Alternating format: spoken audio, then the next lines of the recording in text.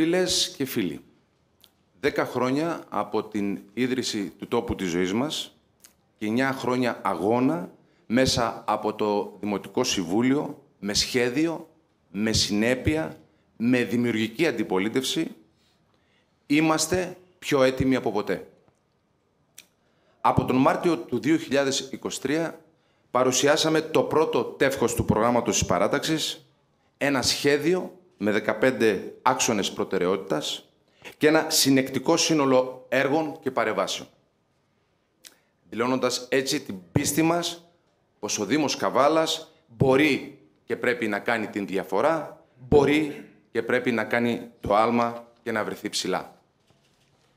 Με το δεύτερο τεύχος του προγράμματος που κρατάτε σήμερα στα χέρια σας, αναδεικνύουμε 10 έργα πρώτης γραμμής, έργα που με τον έναν ή τον άλλον τρόπο διαχρονικά έχουν έρθει στην επικαιρότητα, έχουν συζητηθεί, αλλά δεν έχουν γίνει. Εμείς μπορούμε να τα δρομολογήσουμε, μπορούμε να τα υλοποιήσουμε, δείχνοντας ότι ο Δήμος Καβάλας γυρίζει σελίδα. Η Καβάλα ξεπερνά τη στασιμότητα, στρέφει το πρόσωπό της στο μέλλον. Παρουσιάζουμε επίσης 5 μεγάλες πρωτοβουλίες για τη συνεργασία, την κοινή δράση και την εξωστρέφεια του Δήμου με όλους τους φορείς, τους συλλόγους και τους δημότες της Καβάλας και των Φιλίππων. Η συμμετοχή της τοπικής κοινωνίας και ο εθελοντισμός μπορούν να έχουν πολύτιμη συνεισφορά. Μπορούν να προσθέσουν θετική ενέργεια και δυναμισμό στην παραγωγή έργου και αποτελεσμάτων. Σας ευχαριστούμε, κύριε Παπαδόπουλε. Τον λόγο τώρα έχει ο κύριος Σωτήρης Λαζαρίδης, Δημοτικός Σύμβουλος, Πρόεδρος Τεχνικού Επιμελητηρίου Ανατολικής Μακεδονίας, διπλωματούχος ηλεκτρολόγος μηχανικός. Θέμα: τα μεγάλα έργα. Καλημέρα σας. Ευχαριστώ για την προσέλευσή σας. Μεγάλα έργα. Ποια είναι λοιπόν τα μεγάλα έργα τα οποία θα δώσουν την πνοή σε αυτό το Δήμο, που θα μας βγάλουν από την απομόνωση, είτε αυτή η λέξη είναι εντός ή εκτός εισαγωγικών. Ε61, τον Μάιο του 2023 μπήκε το πρώτο μηχάνημα. Άραγε πού βρισκόμαστε, ποια είναι η διεκδίκηση και ποια είναι η όθηση που προέρχεται από το Δήμο Καβάλας, από τη σημερινή διοίκηση. Στη δρομοδική Εγγενατία, βέβαια, άλλαξε η διοίκηση της Εργοσέ μετά από το ατύχημα του Τεμπών. Ίσως το έχουν βάλει σε κάποιο σιρτάρι. Ποια είναι η διεκδίκηση και ποια είναι η πρόθεση από το Δήμο Καβάλας. Δεν θα σας κουράσω με πολυλογία. Τα αναφέρω αυτά γιατί είναι έργα πραγματικά που θα βγάλουν και θα δώσουν την αξία που πρέπει στο Δήμο Καβάλας και όχι μόνο στο Δήμο Καβάλας και στους όμορους νομούς. Και ένα τρίτο που θα ήθελα να αναφέρω και επειδή είναι πολύ επίκαιρο, την Παρασκευή στα πλαίσια της έκθεσης της Θεσσαλονίκης υπογράφεται μνημόνιο συνεργασίας, ένα μνημόνιο συμφωνίας μεταξύ του ΙΠΕΝ, του Υπουργείου Ενέργειας και Περιβάλλοντος, και της πόλης της Θεσσαλονίκης, που αφορά το πρόγραμμα της Ευρωπαϊκής Ένωσης για τις 100 πόλεις κλιματικά ουδέτερες και έξυπνες πόλεις. Τι αφορά αυτό το έργο? Αφορά έργα τα οποία θα χρηματοδοτηθούν από την Ευρωπαϊκή Ένωση και αφορούν κυκλική οικονομία, μεταφορές, κτίρια, ενέργεια, διαχείριση αποβλήτων. Έργα τα οποία με χρήματα που προέρχονται από τον κορβανά του Δήμου δεν πρόκειται να εκτελεστούν ποτέ. Η χρηματοδότηση λοιπόν που όλοι ψάχνουμε και που όλοι λέμε ότι πού θα βρούμε τα λεφτά και αν θα βρούμε τα λεφτά και πού θα βρούμε προσωπικό, να λοιπόν αυτή η χρηματοδότηση. Αρκεί να είμαστε έτοιμοι και να μην κοιμόμαστε τον ύπνο του δικαίου. Ευχαριστώ. Ευχαριστούμε, κύριε Λαζαρίδη. Τον λόγο έχει ο κύριος Παναγιώτης Ιγνατιάδης, Δημοτικός Σύμβουλος, μέλος του Διοικητικού Συμβουλίου της ΔΕΙΑΚ Καβάλας, ελεύθερος επαγγελματίας, ασφαλιστής. Θέμα: η ΔΕΙΑΚ. Θα ξεκινήσω λέγοντας ότι ο Μάκης Παπαδόπουλος και η παράταξή μας έχει ζητήσει και από τη σημερινή αλλά και από την προηγούμενη διοίκηση μια μελέτη βιωσιμότητας τεχνικο-οικονομική, η οποία θα μας δείξει ακριβώς που βρίσκεται η ΔΕΙΑΚ. Έχουμε μία ΔΕΙΑΚ η οποία στον τελευταίο απολογισμό για το έτος 2021 παρουσιάζει 31,5 εκατομμύρια ζημιές. Δεν θεωρούμε ότι μπορούμε να συνεχίσουμε έτσι. Η συγκεκριμένη μελέτη που θα εκπονήσουμε θα είναι μια μελέτη η οποία θα μας δείξει πώς μπορούμε να καλυτερεύσουμε και τις υπηρεσίες προς τους πολίτες, να εκμεταλλευτούμε καλύτερα το προσωπικό της επιχείρησης, να περιορίσουμε τις πατάλες και τα έξοδα και όλα αυτά. Το δεύτερο που θέλουμε οπωσδήποτε και πρέπει να γίνει, και σας το λέω και σαν κάτοικος του Αμυγδαλώνα, είναι η σύνδεση του αγωγού κεφαλαριού που ιδρεύει την πόλη της Καβάλας με την Δημοτική Ενότητα Φιλίππων. Σίγουρα μιλάμε για ποιοτικότερο νερό και οπωσδήποτε, σας το λέω γιατί το βίωσα και ως πρόεδρος της ΔΕΙΑ Φιλίππων, τα έξοδα που έχουμε για τις γεωτρήσεις και για όλο το μηχανισμό που ιδρεύει τα χωριά είναι τεράστια, παιδιά. Σκεφτείτε ότι πληρώνουμε οικιακό τιμολόγιο. Καταλαβαίνετε τώρα τι σημαίνει αυτό. Μιλάμε για πάρα πολλά έξοδα. Εκτός από την ποιότητα του νερού, θα περιορίσουμε και πάρα πολύ τα έξοδα. Είναι τεράστιο το ποσό, σας το δηλώνω. Οπωσδήποτε πρέπει να δούμε το θέμα του στόλου και των μηχανημάτων που έχει αυτή τη στιγμή η ΔΕΙΑ. Είναι πεπαλαιωμένη και το ξέρουμε όλοι μας, τα βλέπετε και που κυκλοφορούν. Πράγμα που σημαίνει ότι και ενεργοβόρα, αλλά και σας το λέω ότι δηλαδή σε κάθε διοικητικό συμβούλιο, για να καταλάβετε, έχουμε τουλάχιστον 10 μικροαναθέσεις για τέτοιες ζημιές, για συνεχείς συντηρήσεις και για συνεχείς βλάβες που παθαίνουν αυτά τα οχήματα. Οπωσδήποτε πρέπει να δούμε και ένα τέταρτο θέμα, που είναι οι διαρροές που υπάρχουν σε όλα τα δίκτυα. Μιλάμε για τεράστια σπατάλη νερού. Την υπολογίζουμε ότι είναι γύρω στο 40 με 50% του νερού που είτε έρχεται από το κεφαλάρι είτε αντλείται από τις γεωτρήσεις που έχουμε. Καταλαβαίνετε τι σημαίνει 50%. Τι τρομερή επιβάρυνση είναι και για το περιβάλλον αλλά και για την οικονομία της επιχείρησης. Ευχαριστούμε τον κύριο Ιγνατιάδη. Τον λόγο τώρα έχει ο κύριος Σπύρος Προυσαεύς, Δημοτικός Σύμβουλος, Αγρότης. Θέμα η άρδευση και τα αγροτικά των Φιλίππων. Καλησπέρα κυρίες και κύριοι και από μένα. Καλησπέρα σας. Θα ξεκινήσω και θα πω ότι τυχάνω να είμαι Δημοτικός Σύμβουλος και αγρότης κατά κύριο επάγγελμα. Πάρα πολλές φορές στη σημερινή θητεία της απερχόμενης διοίκησης έχω κάνει ερωτήσεις, προτάσεις στο Δημοτικό Συμβούλιο όσο αφορά τον πρωτογενή τομέα. Δυστυχώς η απάντησή τους ήταν ότι αυτή η Επιτροπή Πρωτογενής τομέα δεν συνεδρίασε ποτέ, το προκάλεσα πάρα πολλές φορές και δικαίωμά τους είναι να μην μας ακούν. Κάνουμε έτσι κι αλλιώς κάνουμε πολιτική. Αφορά για την άρδευση. Η άρδευση γίνεται, όπως ξέρετε, στη Δημοτική Ενότητα Φιλίππων και βάζω και την Καρβάλη. Γίνεται, δυστυχώς, η χρέωση γίνεται είτε σε άλλα χωριά με κυβικό, σε άλλα χωριά με κιλοβατόρα και σε άλλα χωριά με κιλοβάτ. Δυστυχώς η σημερινή διοίκηση δεν έχει τον τρόπο να το λύσει αυτό το θέμα και εμείς σας κάνουμε την πρότασή μας. Καταρχάς δεν ξέρουμε πόσες γεωτρήσεις έχουμε. Πρέπει να κάνουμε καταρχάς ένα μητρό γεωτρήσεων.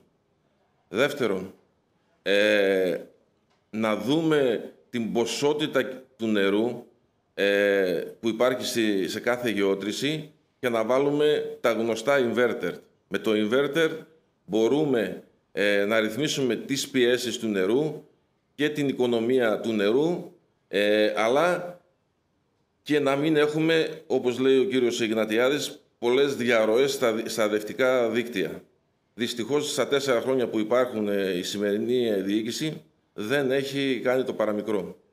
Ακούμε για προγράμματα δεν ακούμε. Και κάτι τελευταίο θέλω να αναφέρω, ότι πρόταση δικιά μου αλλά και του συνδυασμού είναι, αφού ολοκληρώσουμε αυτό το οργανόγραμμα, να κάνουμε ένα γραφείο πρωτογενής τομέα, όπου θα στελεχώνεται από τον ανάλογο επιστημονικό και τεχνολογικό προσωπικό, οπότε με αυτό θα είναι συμβουλάτερες των αγροτών οι κάστοτε γεωπόνοι τεχνολόγοι και θα μπορούμε με προγράμματα είτε με εθνικούς είτε με ευρωπαϊκούς πόρους να αξιοποιούμε είτε λέγεται Τενάγη Φιλίππων, Κάμποστε Φιλίππων, είτε περιοχή Χαλκερού και Καραβάλης. Ευχαριστούμε πολύ. Τον λόγο τώρα έχει ο κύριος Κώστας Μπουμπούνας, Δημοτικός Σύμβουλος, Πολιτικός Μηχανικός. Θέμα: το κυκλοφοριακό, οι χώροι στάθμευσης και το σχέδιο πόλης. Καλημέρα σας και από μένα. Αυτά τα τρία θέματα που ακούσατε είναι ουσιαστικά η καθημερινότητα της πόλης μας. Αν δεν λύσουμε το κυκλοφοριακό, ποτέ δεν θα έχουμε ένα ήσυχο περιβάλλον να ζούμε και να κινούμαστε. Όλα ξεκινάνε από την αρχή ότι δεν είναι επικαιροποιημένο το σχέδιο πόλης. Αν δεν επικαιροποιηθεί το σχέδιο πόλης, αν δεν αρμονιστεί με το γενικό πολεοδομικό, πάντα θα δημιουργούνται αυτά τα προβλήματα. Κανένας δεν θα ξέρει τι έχει να κάνει, τι μπορεί να κάνει και όλα αυτά πρέπει να μπουν σε μια τάξη. Από εκεί πέρα, προτάσεις της παράταξής μας είναι να γίνουν όπου μπορούν να γίνουν υπόγειοι χώροι στάθμευσης και αυτό να έχει και ένα ανταποδοτικό χαρακτήρα ώστε να καταστούν βιώσιμες αυτές οι επενδύσεις. Δηλαδή, να γίνει ένα πάρκινγκ το οποίο θα έχει κάποια έσοδα και θα μπορεί να συντηρείται. Δεν θα είναι δηλαδή τα χρήματα να πηγαίνουν οπουδήποτε όταν ακούμε άλλες προτάσεις που θα πηγαίνουν σε τρίπιο κουμπαρά και δεν θα έχουμε κατά αποτέλεσμα. Να μείνει κάτι και να μπορεί να αυτοσυντηρείται. Έχουμε κάνει μία πρόταση από παλιά για το πάρκινγκ της Κεντρικής Πλατείας. Έχουμε μιλήσει για το πάρκινγκ της Ροδόπης που θα δείτε και εδώ πέρα στο προτζέκτορα, που θέλουμε να το υπογειοποιήσουμε σε έναν όροφο, όχι παραπάνω, γιατί εκεί μπορεί να πέσουμε σε θάλασσα, σε υπόγεια ύδατα που δεν θα είναι βιώσιμη επένδυση, θα βγει πολύ μεγάλο το κόστος, και από πάνω να δημιουργηθούν παντού χώροι πρασίνου. Η τελευταία πρόταση που κάνουμε είναι να γίνει ένας χώρος υπέργειος στάθμευσης στο πάρκινγκ το ανοιχτό του Αγιανιού. Έχουμε κάνει και την πρότασή μας, την παρουσιάζουμε τώρα εδώ. Αυτή τη στιγμή το πάρκινγκ αυτό έχει 40 κάτι θέσεις, 44 θέσεις, όχι νόμιμες, 44 αυτοκίνητα μπαίνουν μέσα, νόμιμα μπορεί να είναι λιγότερα. Και εμείς θα δημιουργήσουμε σε 2 ορόφους με εισόδους και από τη Βενιζέλου και από την Ερυθρού Σταυρού ένα 2όροφο πάρκινγκ, το οποίο δεν θα ξεπεράσει σε ύψος την Ερυθρού Σταυρού, 65 τουλάχιστον θέσεων και διαμόρφωση επάνω του δώματος σε χώρο πρασίνου, ώστε να είναι ένα ωραίο περιβάλλον για να μπορεί να το βλέπει ένας που περπατάει, ένας που κινείται και να μπορεί να βρίσκει και το πάρκινγκ του και να κάνει τις δουλειές του. Έχουμε σχεδιάσει νέες στάσεις για όλους τους δρόμους, οι οποίες είναι έξυπνες στάσεις. Θα παρέχουν πληροφορίες και για την κίνηση των λεωφορείων, αλλά και για και διάφορα δεδομένα της πόλης. Στόχος μας είναι όσο μπορούμε να πλησιάσουμε στην έξυπνη πόλη. Από εκεί και πέρα έχουμε σκεφτεί έχουμε βρει μάλλον, αλλά δεν έχουμε ολοκληρώσει τις επαφές με τους ιδιοκτήτες, να αγοράσουμε οικόπεδα που δεν είναι δημόσια, που είναι ιδιωτικά και να τα εκμεταλλευτούμε στις γειτονιές ως πάρκινγκ. Μια καλή λύση είναι όλα τα σχολεία. Όλα τα σχολεία, άμα δείτε σε όλες τις γειτονιές, είναι σαν ισοσταθμία οι αυλές τους. Μπορούμε να εκμεταλλευτούμε και να δημιουργήσουμε θέσεις στάθμευσης από κάτω.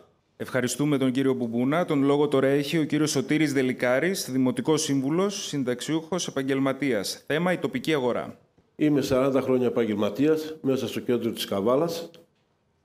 Η Καβάλα, να τα πούμε λαϊκά, έχει τα μαύρα χάλια της.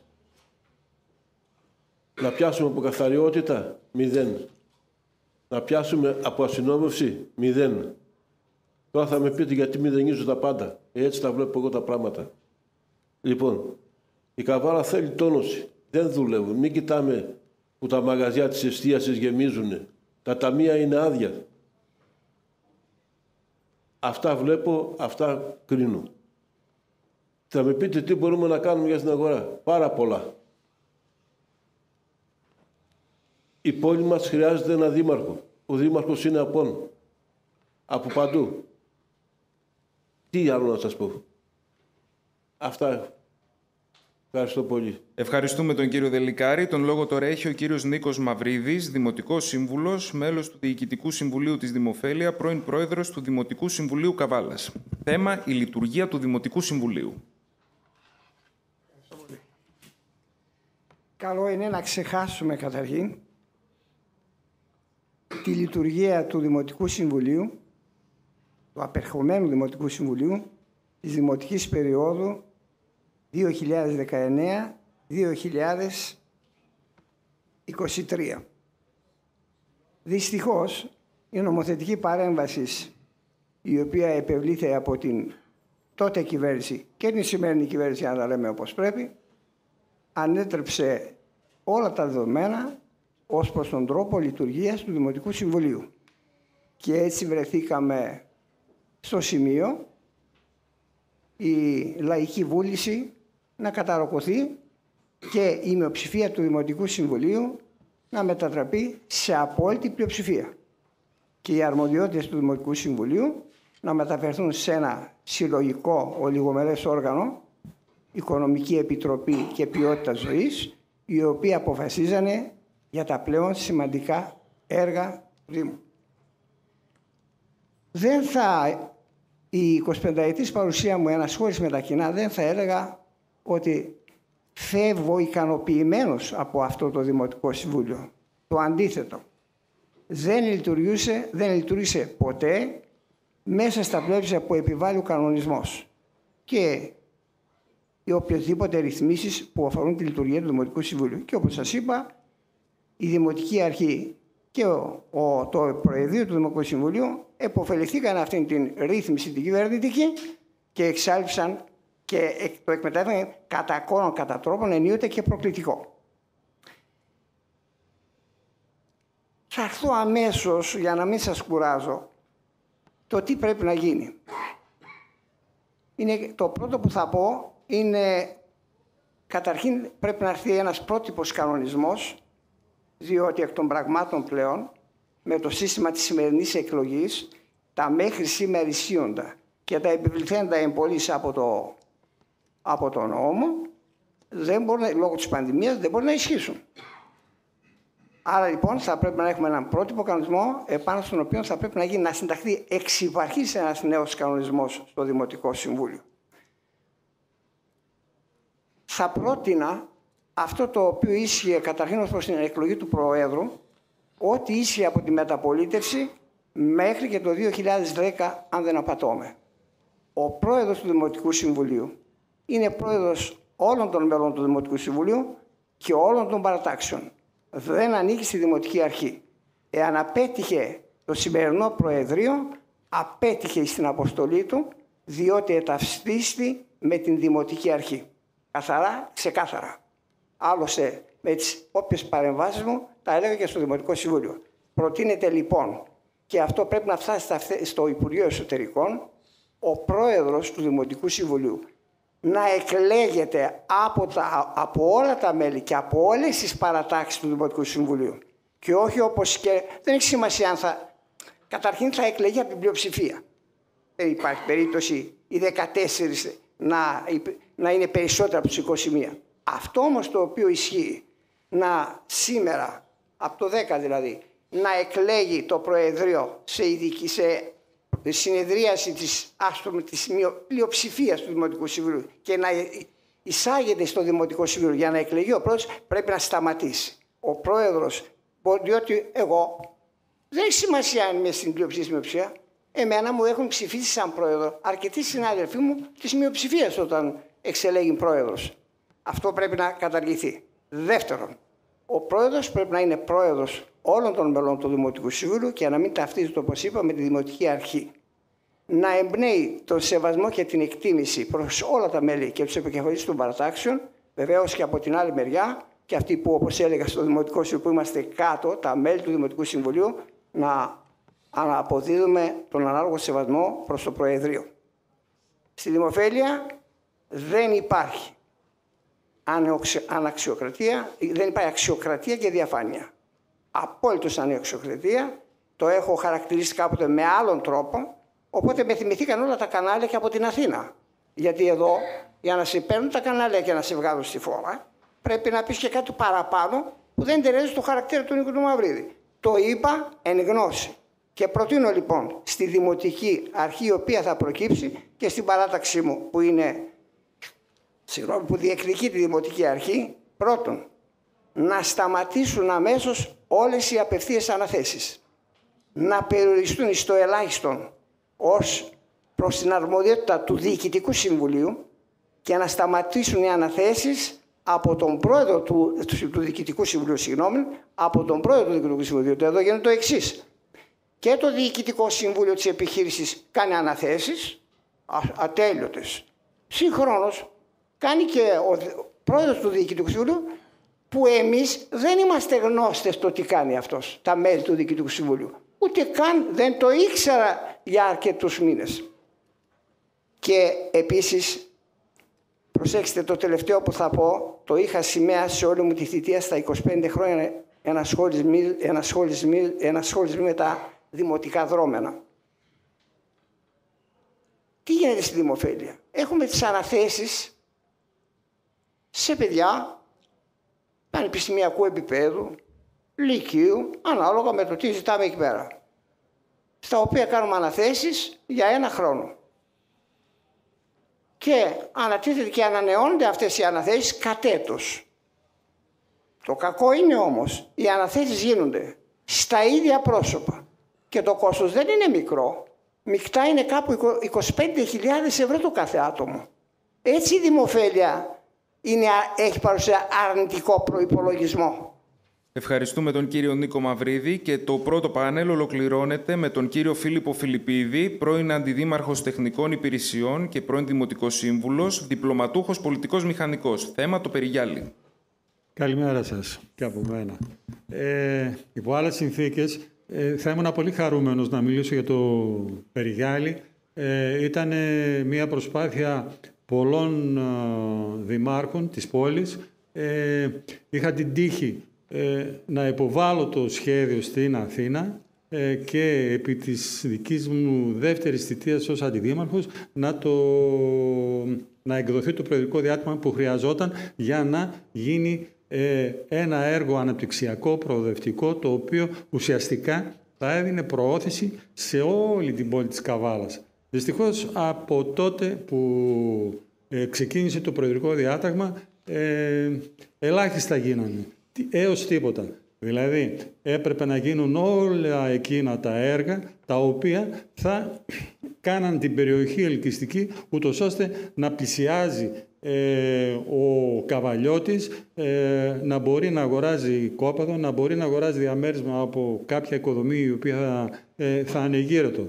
Δυστυχώς τέτοιες ενέργειες δεν έγιναν καθόλου από την παρούσα διοίκηση, η οποία έχει αναλάβει καθ' ολοκληρία το θέμα του προεδρικού της πράξης εφαρμογής του Περιγιαλίου. Υπό αυτήν την έννοια θα έπρεπε τα έργα υποδομής, νερό, ίδρυυση, δηλαδή η αποχέτευση, τα όμβρια, όλα αυτά έπρεπε ήδη να είχαν ξεκινήσει, να είχαν δημιουργηθεί όλα τα οικοδομικά τετράγωνα τα οποία χρειάζονταν, ώστε ο κόσμος, οι καβαλιώτες να έρθουν να πάρουν σπίτια, ούτως ώστε να δημιουργηθεί μια καινούργια γειτονιά, η οποία ουσιαστικά θα έδινε και δουλειά στην πόλη της Καβάλας. Παρ' όλα αυτά, από όλα αυτά δεν έγινε τίποτα. Επίσης, άπτεται του Περιγιαλίου και ο μεγάλος κεντρικός δρόμος, ο οποίος δεν έχει καμία σχέση με αυτόν τον οποίο φτιάχνουν τώρα, πεζοδρόμια και με πλακίτσες, ούτε καν αποχέτευση δεν έχει.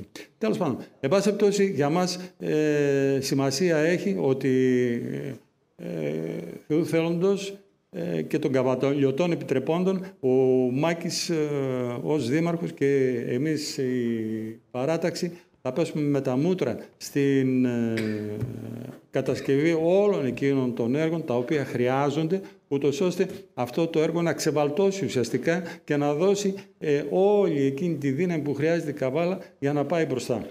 Ο κεντρικός άξονας της πολιτικής όσον αφορά την κοινωνική πολιτική το εξαγγέλει σήμερα και στη Νέα Εγνατία ο Μάκης ο Παπαδόπουλος, είναι κανένας μόνος και θα προσέφεται κανένας μόνος στα εύκολα και στα δύσκολα. Για να γίνει αυτό πρέπει από τις κοινωνικές υπηρεσίες να κατηγοριοποιηθούν όλοι οι μοναχικοί άνθρωποι, και εδώ υπάρχουν πολλές υποκατηγορίες, δεν είναι μόνο οι συμπολίτες μας που είτε είναι ηλικιωμένοι είτε έχουν κινητικά προβλήματα που ζουν μόνοι τους. Είναι και αυτοί που έχουν παιδιά και είναι μακριά, είναι αυτοί που έχουν παιδιά αλλά δραστηριοποιούνται και σχεδόν διαβιούν μόνοι τους. Είναι και συμπολίτες και συμπατριώτες μας που ενδεχομένως έχουν κάποια οικιακή βοηθό ή μεδαπή ή αλλοδαπή, αλλά τις περισσότερες ώρες είναι μόνοι τους. Οι κοινωνικές υπηρεσίες πρέπει να έχουν αυτήν τη λίστα των ατόμων προκειμένου ακριβώς να είμαστε δίπλα τους στα εύκολα, όπως είπα, και στα δύσκολα. Πρόθεσή μας σαν παράταξη είναι να ενισχύσουμε το βοήθεια στο σπίτι, που ευχόμαστε οι παλινοδίες, οι κεντρικές, να εκλείψουν τα επόμενα χρόνια, και αυτό το βοήθεια στο σπίτι να το εμπλουτίσουμε με κατοίκων υπηρεσίες ιατρικής βοήθειας. Και ο Μάκης και ο Μιλών έχουμε κάνει κάποιες συνεννοήσεις με κάποιους που ασχολούνται με τα θέματα αυτά, γιατί ξέρετε όλοι, είναι απλή γνώση, η τεχνολογία έχει μπει στην υπηρεσία και του τομέα αυτού. Πρόθεσή μας είναι, το ξέρουμε καλά, το παιχνίδι, σε εισαγωγικά ή χωρίς εισαγωγικά, να εξυγχρονίσουμε την πρωτοβάθμια φροντίδα υγείας στα όρια του Δήμου Καβάλας. Στο Δήμο Καβάλας ανήκουν τα δημοτικά ιατρεία, εκεί μπορούμε να εμπλουτίσουμε με καινούργιες ειδικότητες, αλλά ανήκουν στα όρια της ευθύνης του Δήμου Καβάλας και τα περιφερειακά ιατρεία και οι τόμοι, μία και μοναδική. Η πρόθεσή μας είναι να πιέσουμε τις αρμόδιες αρχές για μία τουλάχιστον τόμοι, είναι οι τοπικές μονάδες υγείας, είναι τα ιατρεία γειτονιάς, να φτιάξουμε μια τέτοια τόμη και στο ανατολικό κομμάτι. Αυτή τη στιγμή λειτουργεί στο δυτικό κομμάτι. Και βέβαια για τα περιφερειακά ιατρεία μας ενδιαφέρει, όπως είπα και χτες στον συνάδελφό σας, τον Γιάννη τον Κομνηνό, ότι μας ενδιαφέρει και στο Λυκόστομο όταν πάει ο γιατρός, εκεί για τους λίγους που μένουν σε αυτό το χωριό, σε αυτό το δημοτικό διαμέρισμα, ο γιατρός να εξετάζει σε ένα ευπρεπισμένο και καλέσθητο χώρο. Θα εντατικοποιήσουμε και θα αποκεντρώσουμε, το σημαντικό είναι στην αποκέντρωση, τα προγράμματα αγωγής υγείας σε συνεργασία με άλλους φορείς. Ο Ιατρικός Σύλλογος είναι ένας, ήμουν πρόεδρος, η ιατρική εταιρεία συμβαίνει να είμαι τώρα πρόεδρος. Υπάρχει ένας θεσμός που τον έφτιαξε ο Γιώργος ο Πατούλης, το Ελληνικό Διαδημοτικό Δίκτυο Υγειών Πόλεων, και όπως είπα, να αποκεντρώσουμε. Να πάμε στους Φιλίππους, να πάμε στο Κρυονέρι, να πάμε στο Βουνοχώρι, να μιλήσουμε σε ένα καφενείο ενδεχομένως για 10-15 άτομα εκεί, για τους εμβολιασμούς. Σε λίγο θα κληθούμε όλοι οι γιατροί να απαντήσουμε ποιος πρέπει να κάνει το καινούργιο εμβόλιο για τον κορονοϊό, αλλά και για άλλα θέματα, συχνά την υπέρταση, το διαβήτη και ούτω καθεξής. Για μας, σαν παράταξη, φίλες και φίλοι, η δημόσια υγεία γράφεται με κεφαλαία γράμματα. Υπόθηκε ήδη προηγουμένως για τα νερά, σαν ΔΕΙΑ και ούτω καθεξής. Εμείς τον έλεγχο των νερών και των αποβλήτων τον έχουμε στο επίκεντρο και μάλιστα θα φτιάξουμε και δομές προκειμένου αυτός ο έλεγχος να είναι και αντικειμενικός. Πρόσφατα είχαμε το θέμα, βγήκε ο πρόεδρος της ΔΙΑΚ, είπε είναι εντάξει το νερό, αλλά υπάρχει μια καχυποψία από όλους μας. Είναι αυτό επιτρεπτό να είμαστε καχύποπτοι, γι' αυτό πρέπει να κάνουμε και κάτι αντικειμενικό. Έχουμε το ΔΙΠΑΕ, έχουμε άλλους επιστημονικούς φορείς που μπορούν να συμμετέχουν σαν αναλυτικοί μηχανισμοί σε αυτή τη διαδικασία. Και με τον Μάκη τον Παπαδόπουλο βρεθήκαμε πριν από 15 μέρες στην Κομοτηνή. Παρακολουθήσαμε, ήμασταν μοναδική δημοτική παράταξη, παρακολουθήσαμε εκεί όσον αφορά τα θέματα υγείας, τον απολογισμό και το προγραμματισμό. Θα υπάρξει ένα πρόγραμμα από την πλευρά της περιφέρειας για την υποστήριξη των μαθητών με αναπηρία και μαθησιακές ανάγκες, με εκπαιδευτικό, νοσηλευτικό και βοηθητικό προσωπικό. Η πρόθεση του Δήμου μας, και εδώ να θυμίσω ότι ο Δήμος Καβάλας, παρότι έχασε τα πρωτεία από το Δήμο Αλεξανδρούπολη στην τελευταία απογραφή, με 70.000 καταγεγραμμένους πολίτες, είναι ένα σημαντικό κομμάτι σε αυτό το παζλ της Ανατολικής Μακεδονίας και Θράκης. Φίλες και φίλοι, δεν είναι ο πλούτος που λείπει σε αυτόν τον κόσμο. Είναι το μοίρασμα. Και εμείς, σαν δημοτική παράταξη, θα μοιράσουμε την πίτα στα ίσα. Με προνομιακή όμως συμπεριφορά στα άτομα που ζουν στο περιθώριο, στους μοναχικούς, στους ανήμπορους, στα άτομα με ειδικές ανάγκες. Ευχαριστούμε πολύ, κύριε Κροκίδη. Τον λόγο τώρα έχει η κυρία Χριστίνα Χατζημιχαήλ, καθηγήτρια αρχαιολογίας στο Πανεπιστήμιο του Κάρντιφ της Ουαλίας. Θέμα Καβάλα Φίλιππη, διεθνής τουριστικός προορισμός. Καλημέρα σας. Καλημέρα σε όλους τους καβαλιώτες και τις καβαλιώτισσες. Θα σας μιλήσω όχι μόνο σαν καθηγήτρια αρχαιολογίας και υποψήφια με την παράταξη «Ο τόπος της ζωής μας», αλλά και ως εργαζόμενη στον πολιτιστικό τουρισμό εδώ και 15 χρόνια, ως ειδικός αρχαιολόγος, εργαζόμενη για εταιρείες στην Αμερική και στην Βρετανία. Και όχι μόνο για τον πολιτιστικό τουρισμό και τους Φιλίππους, αλλά γενικότερα για το τι μπορούμε να κάνουμε στην Καβάλα μας και τι θα κάνουμε εμείς ως παράταξη όταν εκλεγούμε στις δημοτικές εκλογές. Ο τουρισμός στην πόλη μας είναι ξεκάθαρο ότι αυξάνεται με πάρα πολύ γρήγορους ρυθμούς, αλλά άναρχα και μονομερώς. Ειδικά αυτό το καλοκαίρι, όλοι οι τουρίστες που ήρθαν είδαν μια πόλη εργοτάξιο. Έχουμε βασικά έναν καλοκαιρινό παραθεριστικό τουρισμό με κύριους επισκέπτες τους Βαλκάνιους γειτονές μας. Αυτός ο τουρισμός, αυτό το είδος τουρισμού είναι φυσικά καλοδεχούμενος, αλλά ο Δήμος μας δικαιούται να προβληθεί όπως του αξίζει σε εθνικό και διεθνές επίπεδο.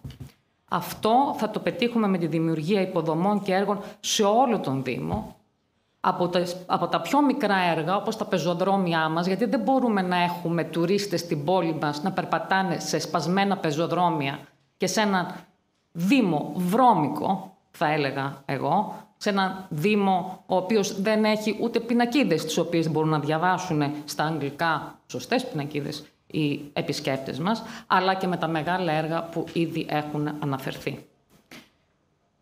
Επίσης, μέσα από την ανάπτυξη εναλλακτικών μορφών τουρισμού, θα φέρουμε επισκέπτες στον τόπο μας όλο το χρόνο, όχι μόνο το καλοκαίρι. Θέλουμε να καταφέρουμε και θα το καταφέρουμε αυτό με στοχευμένες, συντονισμένες ενέργειες. Και όχι μόνο με την παρουσία μας σε τουριστικές εκθέσεις, αλλά με ανεπτυξιακά πακέτα και πακέτα από την Ευρωπαϊκή Ένωση, να γίνει Καβάλα διεθνής προορισμός πολιτιστικού, θρησκευτικού, ορεινού, οικολογικού, ιαματικού, αθλητικού, συνεδριακού, γαστρονομικού και θαλάσσιου τουρισμού. Ειδικά στον πολιτιστικό και θρησκευτικό τουρισμό. Έχουμε ένα τεράστιο κεφάλαιο με τον αρχαιολογικό χώρο των Φιλίππων και της Κρινίδης.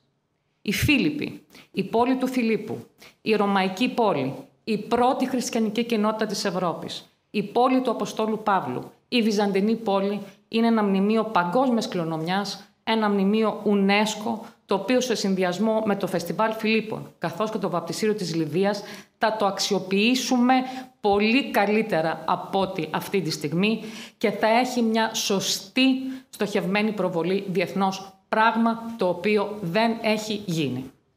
Το ίδιο ισχύει και με τα μουσεία του Δήμου μας, τα Οθωμανικά και τα νεότερα μνημεία, καθώς και τους υπόλοιπους αρχαιολογικούς χώρους, κάποιοι από τους οποίους παραμένουν σχεδόν άγνωστοι. Εμείς οι ίδιοι καβαλιώτες τώρα μπορούμε να κεντρήσουμε και να αυξήσουμε το ενδιαφέρον των επισκεπτών με τις γνώσεις των πολιτιστικών και ιστορικών στοιχείων της περιοχής. Έτσι, ο τόπος της ζωής μας δεν θα περιοριστεί μόνο στην ανάπτυξη ενός βιώσιμου, αειφόρου τουρισμού για την πόλη μας και για το Δήμο μας. Σκοπεύουμε, σχεδιάζουμε και πάνω απ' όλα μπορούμε, μέσα από συνεργασίες και συνέργειες με τη Δημοφέλεια, με τους συλλόγους, με την περιφέρεια, με τους γειτονικούς δήμους, με τους εθελοντές μας και με τους συμπολίτες μας, να οργανώσουμε δράσεις και εκδηλώσεις για παιδιά και ενήλικες σε όλον τον Δήμο και όχι μόνο μέσα στην πόλη της Καβάλας. Όπως για παράδειγμα ιστορικούς περιπάτους, ξεναγήσεις στα μουσεία μας και στους αρχαιολογικούς χώρους, ομιλίες σε σχολεία και δημόσιους χώρους, διαδρομές σε φυσικά τοπία και γαστρονομικές περιηγήσεις. Γιατί, γνωρίζοντας καλύτερα την ιστορία και τον πολιτισμό του Δήμου μας, τον καταλαβαίνουμε και τον αγαπάμε ακόμη περισσότερο. Έχουμε τον Δήμο που μας αξίζει και του αξίζει. Εμείς είμαστε οι καλύτεροι πρέσβεις και πρέσβυρες του τόπου μας. Γιατί ο τόπος μας είναι η ζωή μας. Γιατί ο τόπος είναι η ιστορία του, γιατί ο τόπος είναι οι άνθρωποι και ο τόπος της ζωής μας. Με επικεφαλή το Μάκη Παπαδόπουλο και όλη αυτή την πολύ δυνατή ομάδα που βλέπετε, άξιων ανδρών και γυναικών, μπορούμε να σχεδιάσουμε, μπορούμε να υλοποιήσουμε ένα πρόγραμμα που θα αναδείξει, θα προβάλλει και θα κάνει το Δήμο μας εθνικό και διεθνή προορισμό. Ευχαριστώ. Ευχαριστούμε πολύ, κυρία Χατζημιχαήλ. Συνεχίζουμε με την κυρία Μαρία Παπα-Νικολάου, ελεύθερος επαγγελματίας, ιδιοκτήτρια της Σχολής Μαγειρικής Ζαχαροπλαστικής La Maison de Gourmet. Θέμα: εναλλακτικός τουρισμός. Γεια σας και από μένα. Χαιρετώ τους πολίτες της πόλης μας, του τόπου της ζωής μας.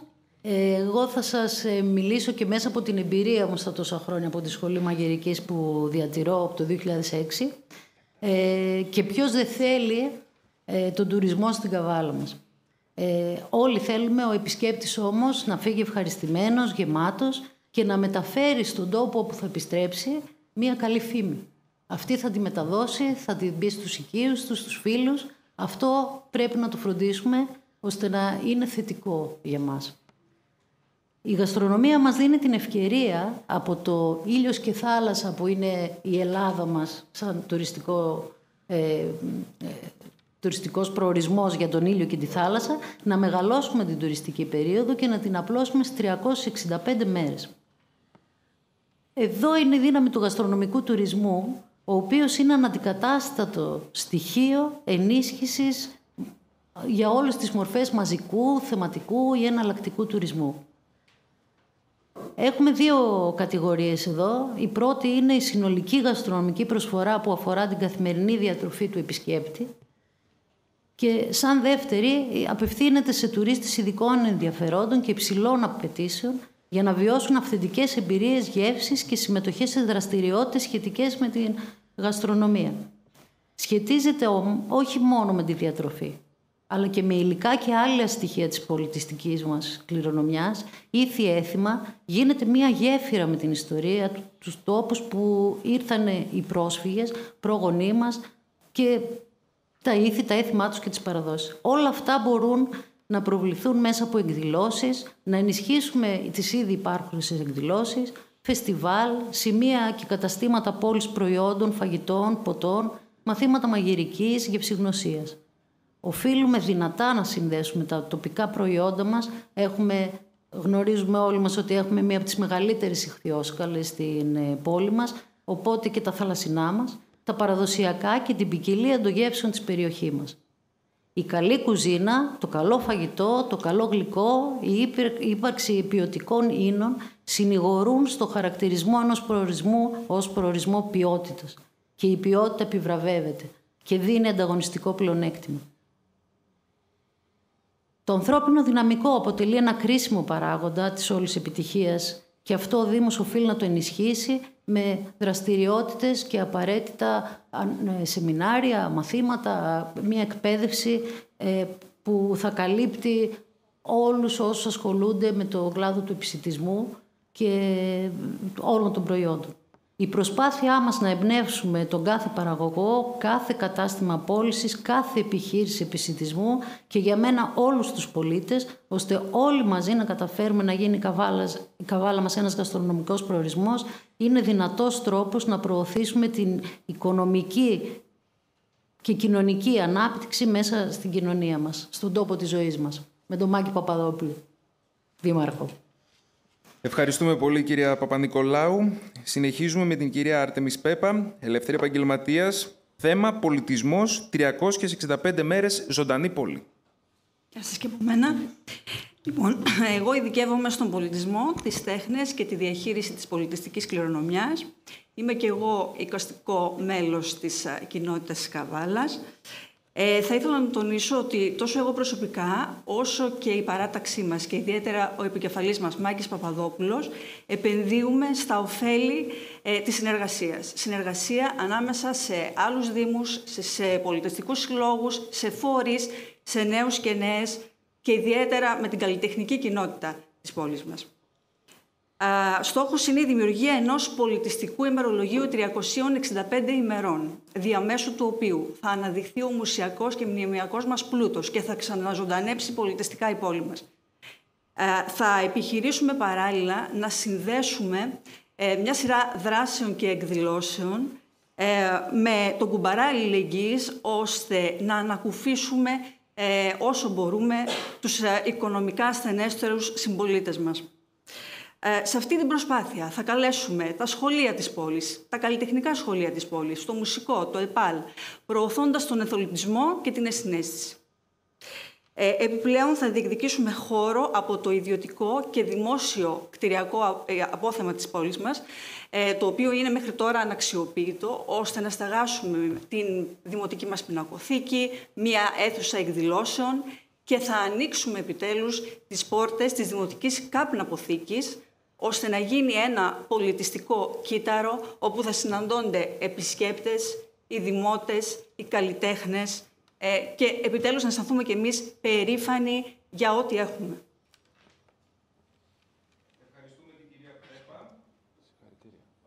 Ευχαριστούμε την κυρία Πέπα. Συνεχίζουμε με τον κύριο Πάρη Βασιλικό, προπονητής μαχητικών αθλημάτων, με θέμα αθλητισμός. Σας καλημερίζω όλους. Πραγματικά, από τα 10 μου χρόνια ασχολούμαι με τον αθλητισμό. Δοκίμασα διάφορα αθλήματα. Φυσικά αυτό που λάτρεψα και υπηρετώ μέχρι σήμερα, πολεμικές τέχνες. Τα τελευταία 30 χρόνια, αν και σαν αθλητής, ανά την Ελλάδα, ανά την Ευρώπη και ανά τον κόσμο, έχω μεγάλες εμπειρίες και αυτό απλά μου έχει προσθέσει εικόνες σε διοργανώσεις και events. Τα τελευταία 30 χρόνια και σαν προπονητής ασχολούμαι αυτό το επάγγελμα που πραγματικά νομίζω ότι είναι περισσότερο λειτουργήμα παρά επάγγελμα. Το σημαντικό που συμβαίνει στην πόλη μας είναι ότι έχει μεγάλες δυνατότητες να κάνει πολύ περισσότερες διοργανώσεις γενικά στο αθλητικό κομμάτι. Πολλά αθλήματα υπάρχουν στην πόλη μας. Λείπουν όμως λίγο οι εγκαταστάσεις. Οπωσδήποτε θέλουμε άμεσα βελτίωση και πολύ περισσότερο αύξηση των αθλητικών χώρων. Αθλητισμός είναι υγεία, είναι υγεία και σωματική και ψυχική. Θα είναι και για τα παιδιά, βασικότερο σίγουρα, αλλά και για τους ενήλικες και γιατί όχι για κάποιους περασμένης ηλικίας που θέλουν να αθληθούν. Το θέμα του πρωταθλητισμού είναι άλλο κομμάτι. Αλλά το θέμα του αθλητισμού είναι τόσο επίκαιρο και τόσο σοβαρό και πιστεύω ότι γνωρίζω ότι υπάρχουν πάρα πολλοί σύλλογοι σε πολλά αθλήματα, μπάσκετ, βόλεϊ, ποδοσφαίρα. Οι αθλητικές εγκαταστάσεις δεν έχουμε. Πέρσι δανείστηκα το χώρο στο μουσικό γυμνάσιο, στη Ραψάνη, και κάναμε μια διοργάνωση, μια διοργάνωση. Πάνω από 600 άτομα ήρθανε στην πόλη μας για κάποιες ώρες. Δεν θα το πω ότι ήταν μια επέμβαση προς τον τουρισμό και μια επέμβαση στην διαφήμιση της πόλης μας, αλλά με πιο οργανωμένες διοργανώσεις μπορεί να γίνει και με αυτόν τον τρόπο. Πραγματικά, επειδή εγώ είχα επιληφθεί όλες τις κατάστασεις αυτής της διοργάνωσης, αποδυτήρια και όλα αυτά ήταν σε μια άθλια κατάσταση. Λέω τώρα ένα παράδειγμα τυχαίο που απλά προέκυψε πριν λίγους μήνες. Πρέπει οπωσδήποτε να αναπτύξουμε πάρα πολύ καλά τα αθλητικά μας γήπεδα και γιατί όχι να μπορέσουμε να δημιουργήσουμε καινούργια. Μεγάλα, έτσι όλοι οι αθλητές, νέοι, ηλικιωμένοι, ακόμα με ειδικές ανάγκες, φυσικά να έχουν πρόσβαση και ασφάλεια στην προπόνησή τους.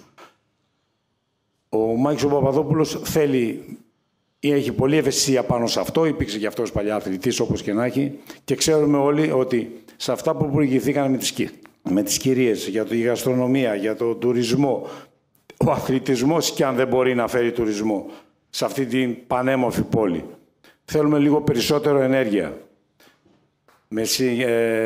Εφόσον καταφέρουμε να έχουμε μια πόλη, ένα καλό συντονισμό με τα σωματεία, τα αθλητικά, σίγουρα με τους εκπαιδευτές που είναι στα σχολεία, γιατί πολλά μας σχολεία έχουν κάποιες εγκαταστάσεις που θα μπορούσαν να αξιοποιηθούν ωραία για αθλητικές διοργανώσεις.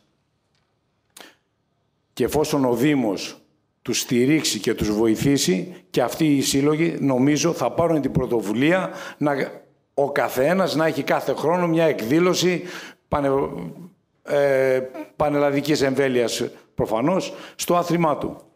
Έτσι και μόνο θα βελτιώσουμε τον αθλητισμό μας. Σίγουρα, ανέκαθεν η Καβάλα είχε βγάλει πολύ σοβαρούς αθλητές, αλλά φοβάμαι ότι πολλές φορές δεν μπορούσε να τους κρατήσει στην πόλη και σαν αθλητικά σωματεία, έτσι να τους στηρίξουν, και δεν ξέρω τι άλλο.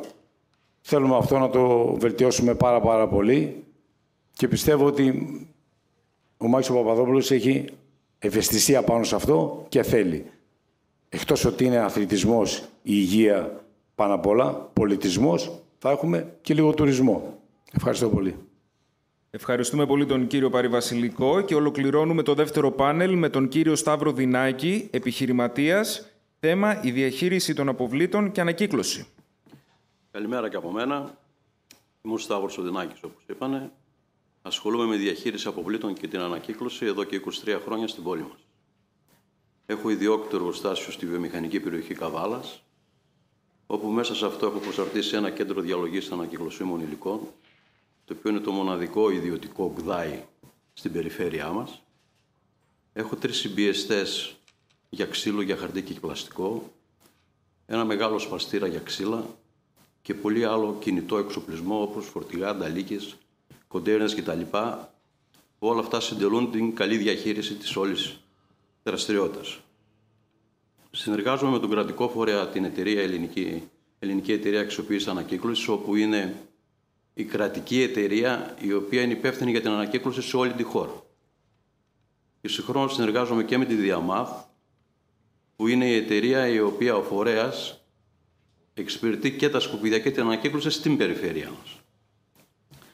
Το 2015 από αυτές τις 2 εταιρείες μου ανατέθηκε η διαχείριση του γκδάι της Ξάνθης, το μοναδικό κέντρο διαλογής κρατικό, το οποίο λειτουργήσε για πρώτη φορά το 2015 και ήμουν ο διαχειριστής του για 4 ολόκληρα χρόνια.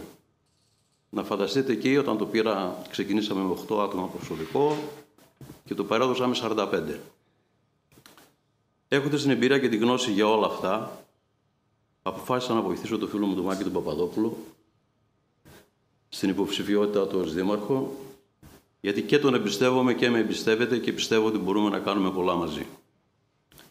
Το κράτος μας ενημερώνει πως πρέπει να κάνουμε την ανακύκλωση στην πηγή. Όλοι ψάχνουν την πηγή, αλλά δεν μπορούν να την βρουν ακόμη. Εμείς την πηγή την ξέρουμε. Ξέρουμε που είναι, ξέρουμε και το όνομά της. Και από εκεί θα ξεκινήσουμε. Δημιουργώντας πρώτα απ' όλα τα πράσινα σημεία στην πόλη μας που δεν υπάρχουν, κανένας νομός δεν έχει στην περιφέρειά μας πράσινα σημεία. Τα μόνα πράσινα σημεία που υπάρχουν από Θεσσαλονίκη και κάτω. Με τη δημιουργία των πράσινων σημείων, έτσι, θα δώσουμε λύση στα ογκώδια απορρίμματα που βλέπετε πεταμένα στα πεζοδρόμια, στρώματα, κρεβάτια και δεν συμμαζεύεται.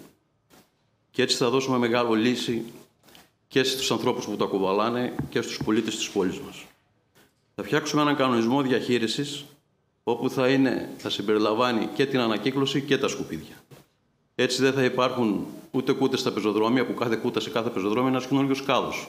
Περνάει οποιοδήποτε, πετάει μέσα ό,τι βρει. Θα δώσουμε λύσεις να μην υπάρχουν πλέον ξεχυλισμένοι κάδοι παντού, ακόμα και στις μικρότερες γειτονιές.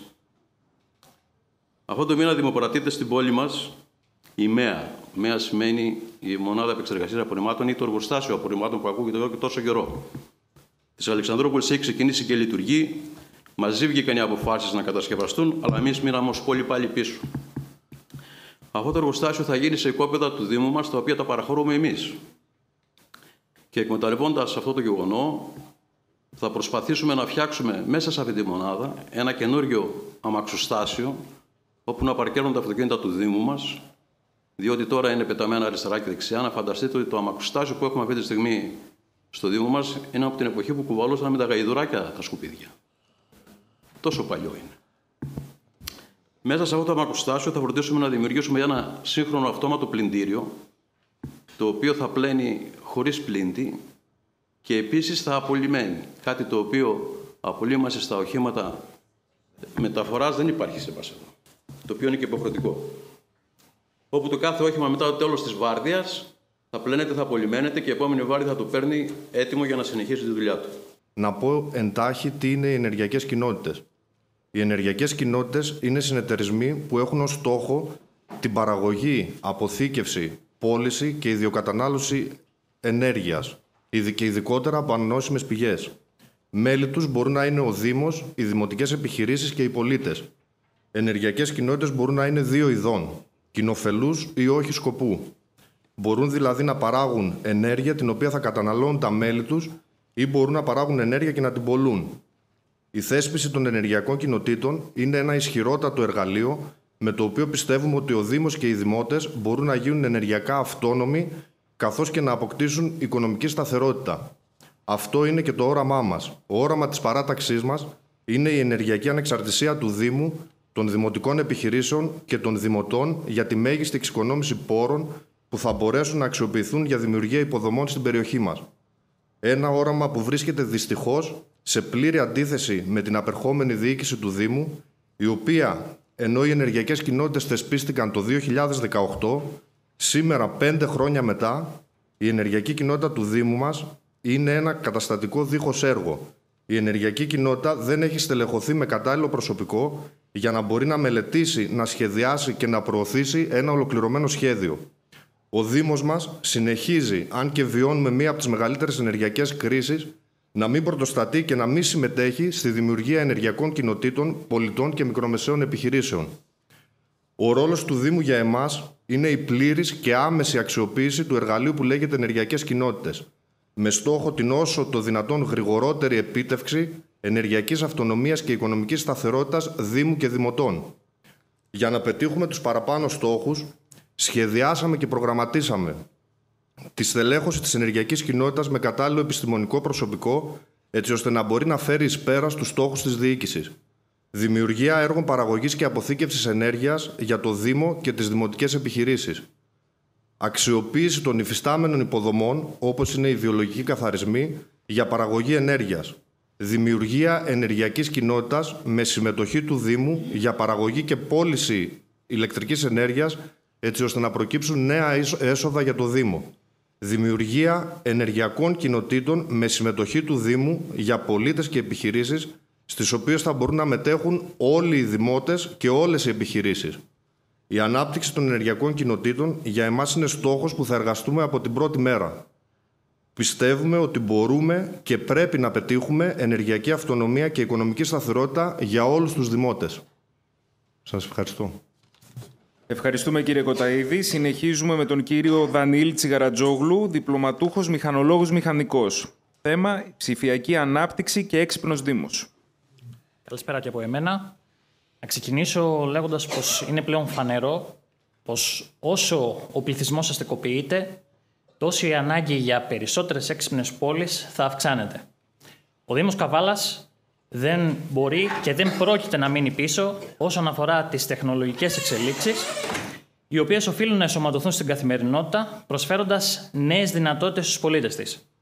Οραματιζόμαστε μία ενεργειακή, μία έξυπνη κοινότητα με καινοτομίες, με ενίσχυση επιδόσεων και φυσικά ενεργή και αποδοτική εμπλοκή των συμπολιτών της.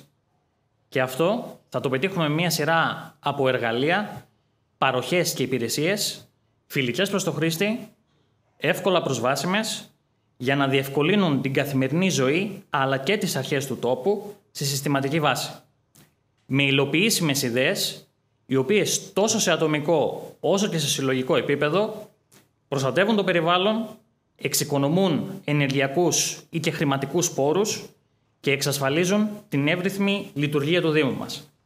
Σε αυτήν ακριβώς την κατεύθυνση εισάγουμε τους έξυπνους κάδους απορριμμάτων, όπου μέσω ειδικών αισθητήρων θα ενημερώνουν το κέντρο αποκομιδής σε πραγματικό χρόνο ως προς την πληρότητά τους, με στόχο τόσο την βελτίωση των δρομολογίων των απορριμματοφόρων, όσο και την αμεσότητα αποκομιδής.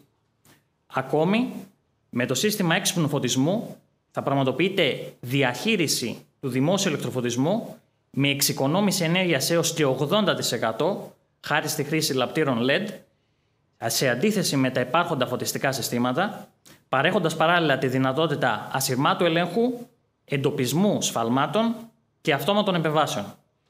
Επιπρόσθετα, στοχεύουμε στη δημιουργία κόμβων ασυρμάτου δικτύου, παρέχοντας δωρεάν σύνδεση στο ίντερνετ σε επιλεγμένα σημεία της πόλης, προτείνοντας έτσι έναν εναλλακτικό τρόπο διασύνδεσης στους συμπολίτες μας, με ένα ασφαλές και γρήγορο δίκτυο που θα υποστηρίζει ισχυρό σήμα και φυσικά μεγάλη δυνατότητα επισκεψιμότητας.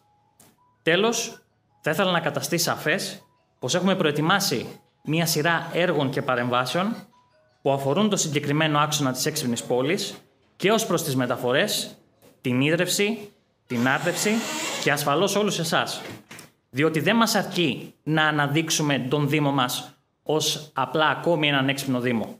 Στοχεύουμε σε έναν Δήμο πρότυπο και με τον Μάκη Παπαδόπουλο η θεωρία γίνεται πράξη.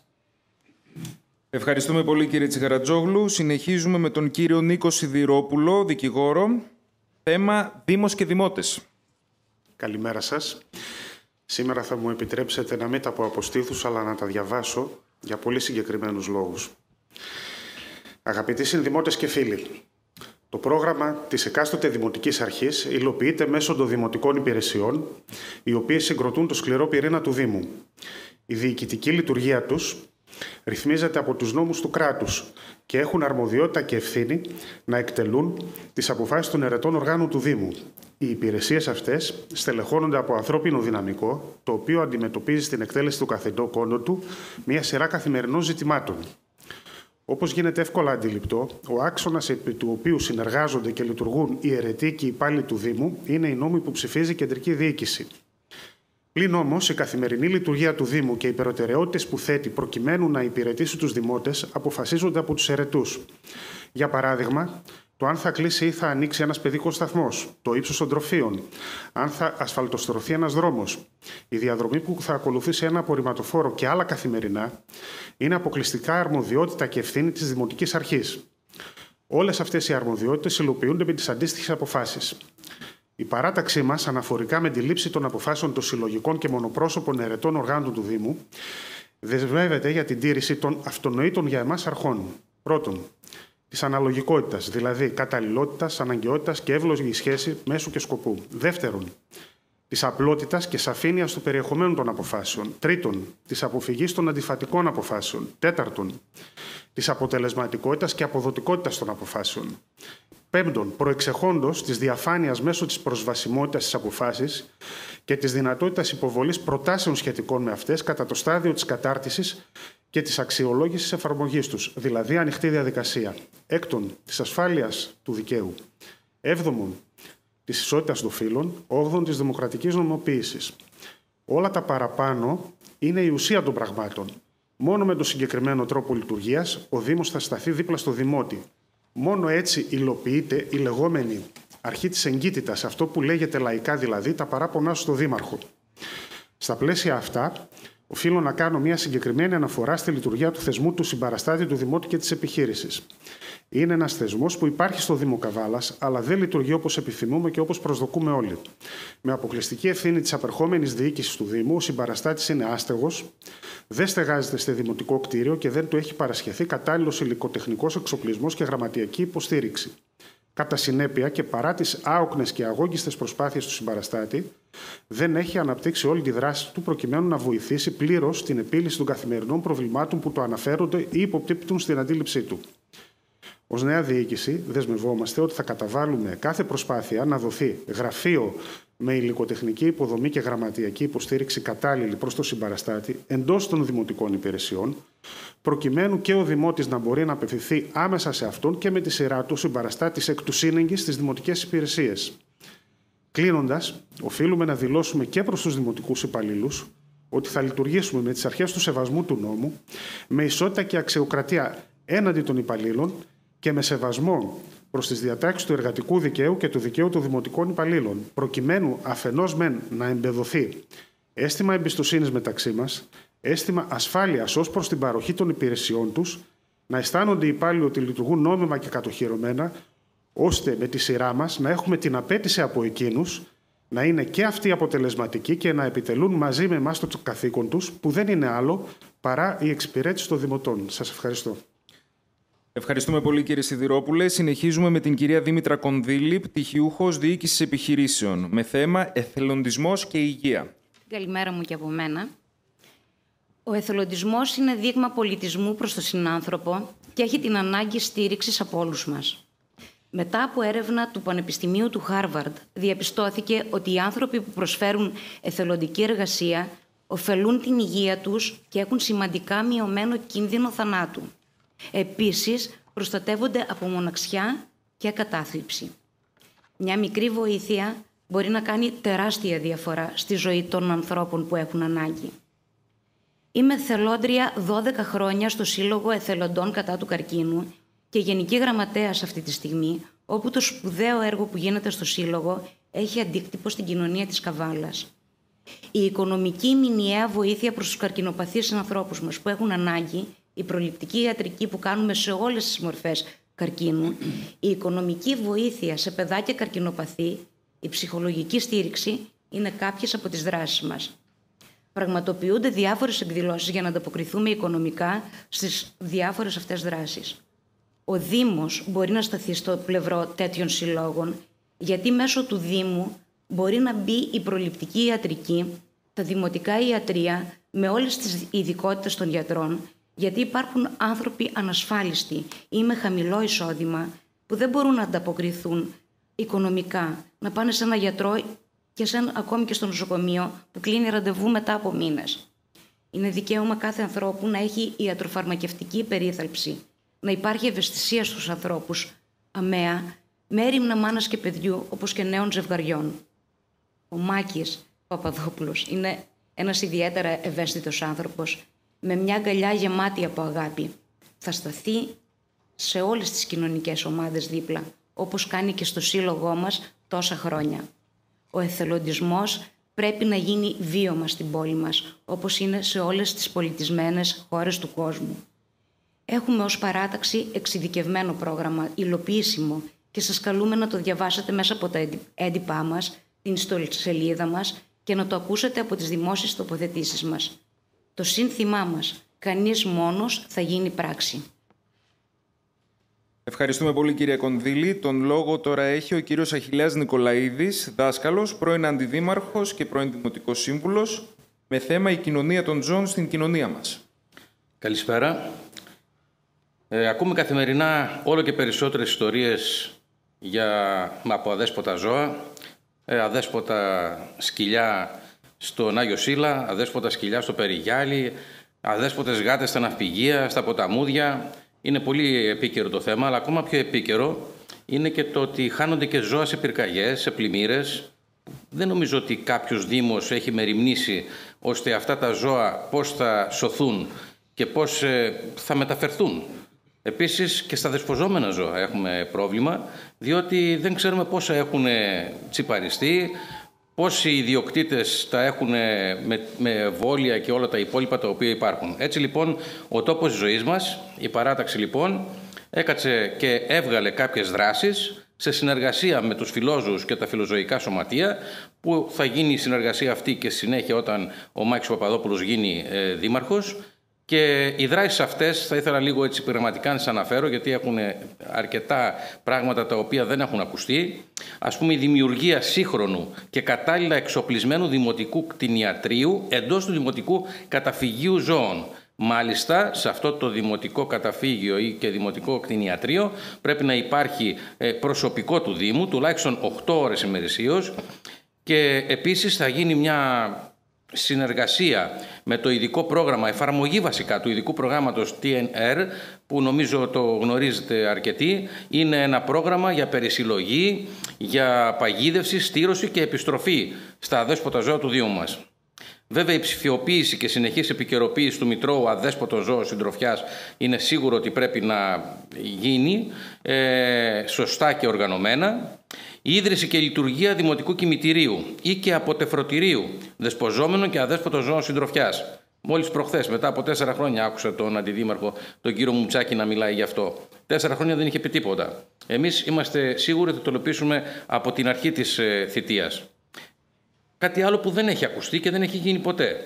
Εκπαιδευτικό πρόγραμμα για μαθητές πρωτοβάθμιας εκπαίδευσης αναφορικά με τα ζώα, ώστε να μπορέσουν να μάθουν τα παιδιά, τα μικρά κυρίως παιδιά, τα δικαιώματά τους και την ορθή προσέγγιση των παιδιών προς τα ζώα, ώστε να μπορέσουν όταν γίνουν ενεργοί πολίτες να έχουν γνώση του τι συμβαίνει με δεσποζόμενα, αδέσποτα ζώα και να ευαισθητοποιηθούν με αυτά. Μπορεί στα μαθήματα του Δημοτικού να υπάρχουν στη γλώσσα ή στη μελέτη περιβάλλοντος κάποια μαθήματα που μιλάνε για ζώα, αλλά σας πληροφορώ ότι περισσότεροι εκπαιδευτικοί το περνάμε έτσι γρήγορα και χωρίς να λέμε αυτά τα οποία πρέπει να υποθούν. Έτσι ο Δήμος πρέπει να αναλάβει δράση σε όλα τα σχολεία και να κάνει ειδικά προγράμματα, να μην σας πω και με πράξη, με την συνεργασία πάντα της πρωτοβάθμιας εκπαίδευσης. Οργανωμένη πρόθεση αδέσποτων ζώων σε υπεύθυνες υιοθεσίες, σε συνεργασία πάντα με ελληνικά και ευρωπαϊκά δίκτυα υιοθεσιών που υπάρχουν, γιατί ξέρω ότι η κόρη μου είναι στην Ολλανδία και υιοθέτησε τώρα μία γάτα από την Καλαμάτα. Εμείς δεν κινούμαστε σε αυτές τις υιοθεσίες. Σύμπραξη με τα τοπικά φιλοζωικά σωματεία για οργάνωση δικτύου φιλοξενιών σε περιπτώσεις αδέσποτων ζώων του Δήμου, τα οποία προωθούνται προς υιοθεσία ή χρειάζονται καταφύγιο σε συνθήκες ακραίου ψύχους ή καύσωνα. Επίσης, εκπόνηση σχεδίου ασφαλούς απομάκρυνσης ζώων κατά τη διαχείριση φυσικών καταστροφών και ιδίως πυρκαγιών. Πιστεύω ότι κανένας από τους δήμους αυτούς οι οποίοι καήκαν ή πλημμύρισαν, δυστυχώς έχει κάνει κάτι για αυτά τα ζώα. Ένα οργανωμένο σχέδιο για το πώς αυτά τα ζώα θα μπορέσουν να γλιτώσουν και να μεταφερθούν σε κάποιο άλλο χώρο.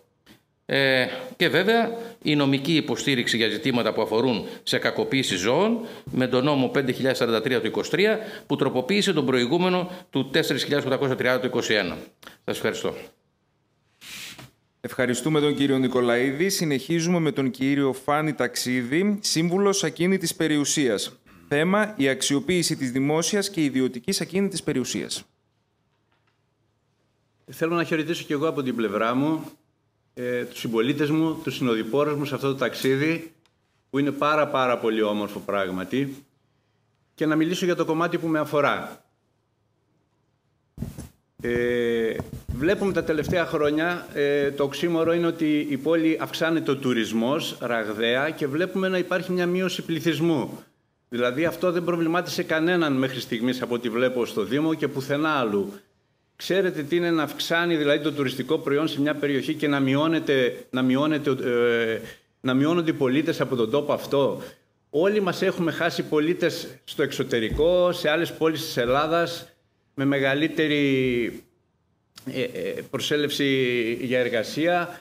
Και εδώ βλέπουμε να υποβαθμίζεται η πόλη, ενώ η ζήτηση είναι εξωφρενική για γη, είναι εξωφρενική για στέγη. Αυτό είναι κάτι που συμβαίνει τα τελευταία χρόνια και νομίζω ότι δεν ασχολήθηκε κανένας με αυτό το κομμάτι. Τι σημαίνει αυτό? Ότι πρέπει να γίνει προσέλκυση επενδύσεων καταρχήν αυτή τη στιγμή, κάτι που δεν γίνεται. Αυτό για να γίνει πρέπει ο Δήμος να είναι αρρωγός, δηλαδή να είναι αρρωγός στη χρήση γης, είτε είναι δημοτική, είτε είναι δημόσια, είτε είναι ακόμα και ιδιωτική, να μπορεί να κάνει παρέμβαση, γιατί βλέπουμε βιοτεχνικά κουφάρια αυτή τη στιγμή να υπάρχουν στην Καβάλα με ιδιοκτησιακό καθεστώς αμφισβητούμενο, γιατί είναι 5, 10, γίνανε 20, 30 οι κληρονόμοι, έχουν πεθάνει, τα παιδιά τους δεν ασχολείται κανένας. Αυτό το οποίο πρέπει να ξεκαθαρίσει. Δηλαδή, αυτές οι καπναποθήκες, έστω και να αφαιρεθούν κάποιες που δεν έχουν ψήγματα αρχιτεκτονικής για μένα προσωπικά, για να ελευθερωθεί χώρος. Όχι να πειράξουμε τις καπναποθήκες, τονίζω, γιατί είναι αλληλένδετες με την ιστορία του τόπου. Έτσι, ο καπνός σε αυτή την πόλη είναι αλληλένδετος με αγώνες, με 1002 πράγματα. Αλλά να αφαιρεθούν ακόμα και στην ανάγκη κάποια κτίρια που δεν έχουν ψήγματα αρχιτεκτονικής για να μπορέσουν να ελευθερωθούν χώροι. Δεύτερον, να γίνει αξιοποίηση της περιουσίας του Δήμου. Αυτή τη στιγμή εγώ πιστεύω ο Δήμος δεν γνωρίζει ούτε καν τι έχει, αν τα βάλουμε κάτω. Να ελευθερωθούν χώροι για να μπορούν να γίνουν πράγματα, να μπορούν να γίνουν επενδύσεις, να μπορούν να έρθουν επενδυτές, να είναι ο Δήμος αρρωγός, να μπορεί να είναι δίπλα στον κάθε επενδυτή, όχι να είναι μακριά. Οι επενδύσεις δεν είναι κακό να γίνουν στην πόλη μας αυτή τη στιγμή, αλλιώς δεν μπορούν να δημιουργηθούν θέσεις εργασίας. Ο τουρισμός έφερε κάποιες θέσεις εργασίας αυτή τη στιγμή στην πόλη μας, για να είμαστε ειλικρινείς, αλλά δεν αρκούνε. Κάτι άλλο που θέλω να πω, από την πλευρά του Δήμου δεν έχει γίνει κάτι το ιδιαίτερο τα τελευταία 4-8 χρόνια τέλος πάντων. Είχαμε πολύ καλούς ανθρώπους, σαν δήμαρχους μπορώ να πω, ικανούς δεν είχαμε. Ο Κατζόχυρος είναι όμορφο ζώο, δεν τον κάνεις μαξιλάρι που λέω εγώ πολλές φορές. Αυτό τι σημαίνει?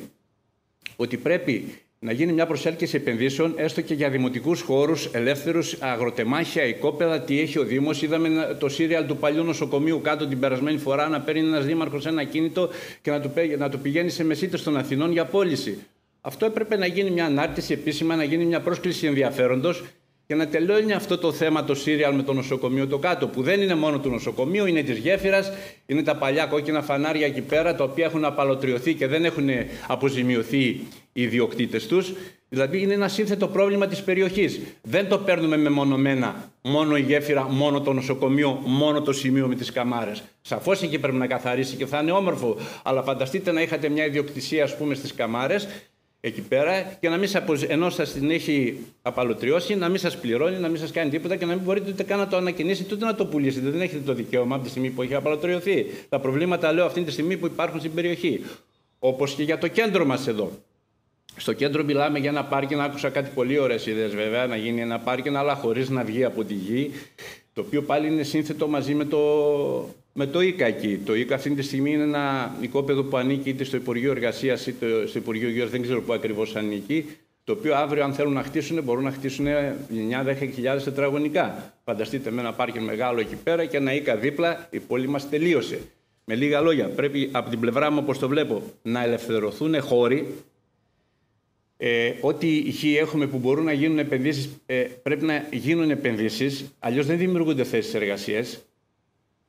Και το άλλο που θέλω να πω για μένα είναι όλα αυτά, όσος τουρισμός και να υπάρχει, ό,τι και να υπάρχει, αν δεν μεταφέρεται στον πολίτη οικονομικά, η ευμάρεια αυτή που θα υπάρξει να έχει αντίκτυπο στον πολίτη μας, δεν έχει κανένα νόημα, δεν κάναμε τίποτα από ό,τι είχαμε. Τι θέλω να πω, ό,τι και να γίνει θα πρέπει να εξαργυρώνεται στον πολίτη αυτό. Και οι θέσεις εργασίας και η καλύτερη ποιότητα ζωής που θα πρέπει να τον αποδώσουμε εμείς αν γίνουμε δημοτική αρχή τα επόμενα χρόνια. Τι άλλο ήθελα να πω. Είπε ο γιατρός πιο μπροστά κάτι πολύ όμορφο, ότι δεν μας λείπει ο πλούτος, η μοιρασιά μας λείπει. Αυτό είναι σωστό και ισχύει και για τον τόπο μας αυτή τη στιγμή. Δηλαδή, ζούμε σε ένα πανέμορφο περιβάλλον. Ό,τι έχουμε όμως είναι φυσικά και γεωπολιτικά αυτό που έχουμε. Από μόνοι μας πρέπει να κάνουμε και εμείς κάποια πράγματα να βελτιώσουμε την πόλη μας. Και όχι μόνο την πόλη μας και τις γύρω περιοχές, τα χωριά, αυτά που ανήκουν στο Δήμο μας τέλος πάντων. Έτσι. Που βλέπω και μια εγκατάλειψη εκεί, ήμουνα τις προάλλες στις Κρινίδες, ήμουνα στο Κρυονέρι, δηλαδή κάτι χωριά που σαν να μην υπάρχουν καν στο χάρτη, αν είναι δυνατόν. Δηλαδή, δεν είναι η πόλη μόνο να βάλουμε 5 λουλούδια στον κήπο στη λέσχη αξιωματικών. Δήμος είναι και η Παναγία, Δήμος είναι και τα 500, είναι και τα 1000, είναι και η Αγία Βαρβάρα. Όλα αυτά ανήκουν στο Δήμο μας. Κάτι άλλο που ήθελα να πω, όπως για το παλιό το νοσοκομείο κάτω. Εκεί η γνώμη μου προσωπική ήταν να αφαιρεθεί ο όγκος ο μεγάλος του νοσοκομείου, να πάρει ανάσα η περιοχή. Γιατί δεν ρωτάμε ποτέ τις τοπικές κοινωνίες. Εκεί πέρα υπάρχουν κάποιες συνοικίες. Εγώ θα ήθελα να ρωτηθούν, να γίνει κάτι, να μπορούν να ρωτηθούν αυτές οι κοινωνίες τι θέλουν στην περιοχή τους. Δεν αποφασίζουμε και διατάζουμε. Γι' αυτό πιστεύω και ότι η παράταξή μας θα είναι ένας Δήμος με πόρτες ανοιχτές. Δηλαδή να ακούει με ανοιχτά αυτιά, να ακούμε τον κάθε πολίτη. Για να μπορέσουμε να προχωρήσουμε. Αυτά είναι από την πλευρά μου, αυτά που θέλω να τονίσω εγώ. Άκουσα πάρα πολύ ωραία πράγματα, πράγματι και από τους συνοδοιπόρους μου και χαίρομαι πολύ γι' αυτό. Πολλή ιδέα, πολλή κουλτούρα, πολύ απ' όλα. Και νομίζω ότι είμαστε έτοιμοι να διοικήσουμε και θέλω να ευχαριστήσω τον Μάκη τον Παπαδόπουλο για την επιλογή που έκανε στο πρόσωπό μου. Εγώ είμαι δίπλα σε ό,τι χρειαστεί, ανιδιοτελώς, όπως είμαστε και όλοι μας από ό,τι βλέπω. Ευχαριστώ πολύ. Ευχαριστούμε πολύ κύριε Ταξίδη και ολοκληρώνουμε το τρίτο πάνελ με την κυρία Μαρία Παραντινού, οικιακά, με θέμα Δημοτικό Γυροκομείο και Τουρισμός Υγείας. Καλημερίζω με τη σειρά μου όλους τους συνδημότες μας, τα μέσα μαζικής ενημέρωσης.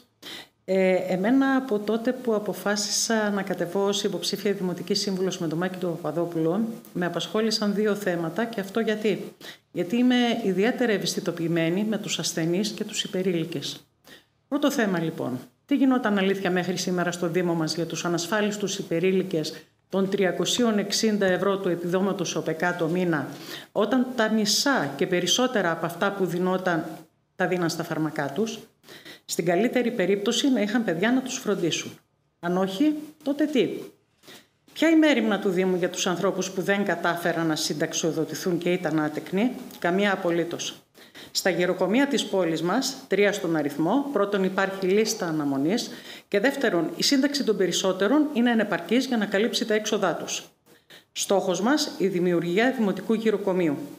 Μιας μονάδας που θα υποχρεούται την προάσπιση της υγείας και της ποιότητας ζωής του περιθαλπόμενου με σεβασμό στην προσωπικότητα και στα δικαιώματα του ηλικιωμένου, με προσήλωση στις ανθρώπινες αξίες, με τρόπο υπεύθυνο και επιστημονικό, με παροχές ιατρικής παρακολούθησης καθημερινά από τον υπεύθυνο ιατρό ή άλλα μέλη της ιατρικής του μονάδας, ιατρικών και εργαστηριακών εξετάσεων μέσω του ΕΟΠΗ, συνεχούς επί 24ωρου βάσεως νοσηλευτικής φροντίδας και βοηθητικής εξυπηρέτησης, όχι μόνο από το μόνιμο προσωπικό, αλλά και από ομάδες εθελοντών, με αποτέλεσμα οι φιλοξενούμενοι να αισθάνονται άνετα και ασφαλείς.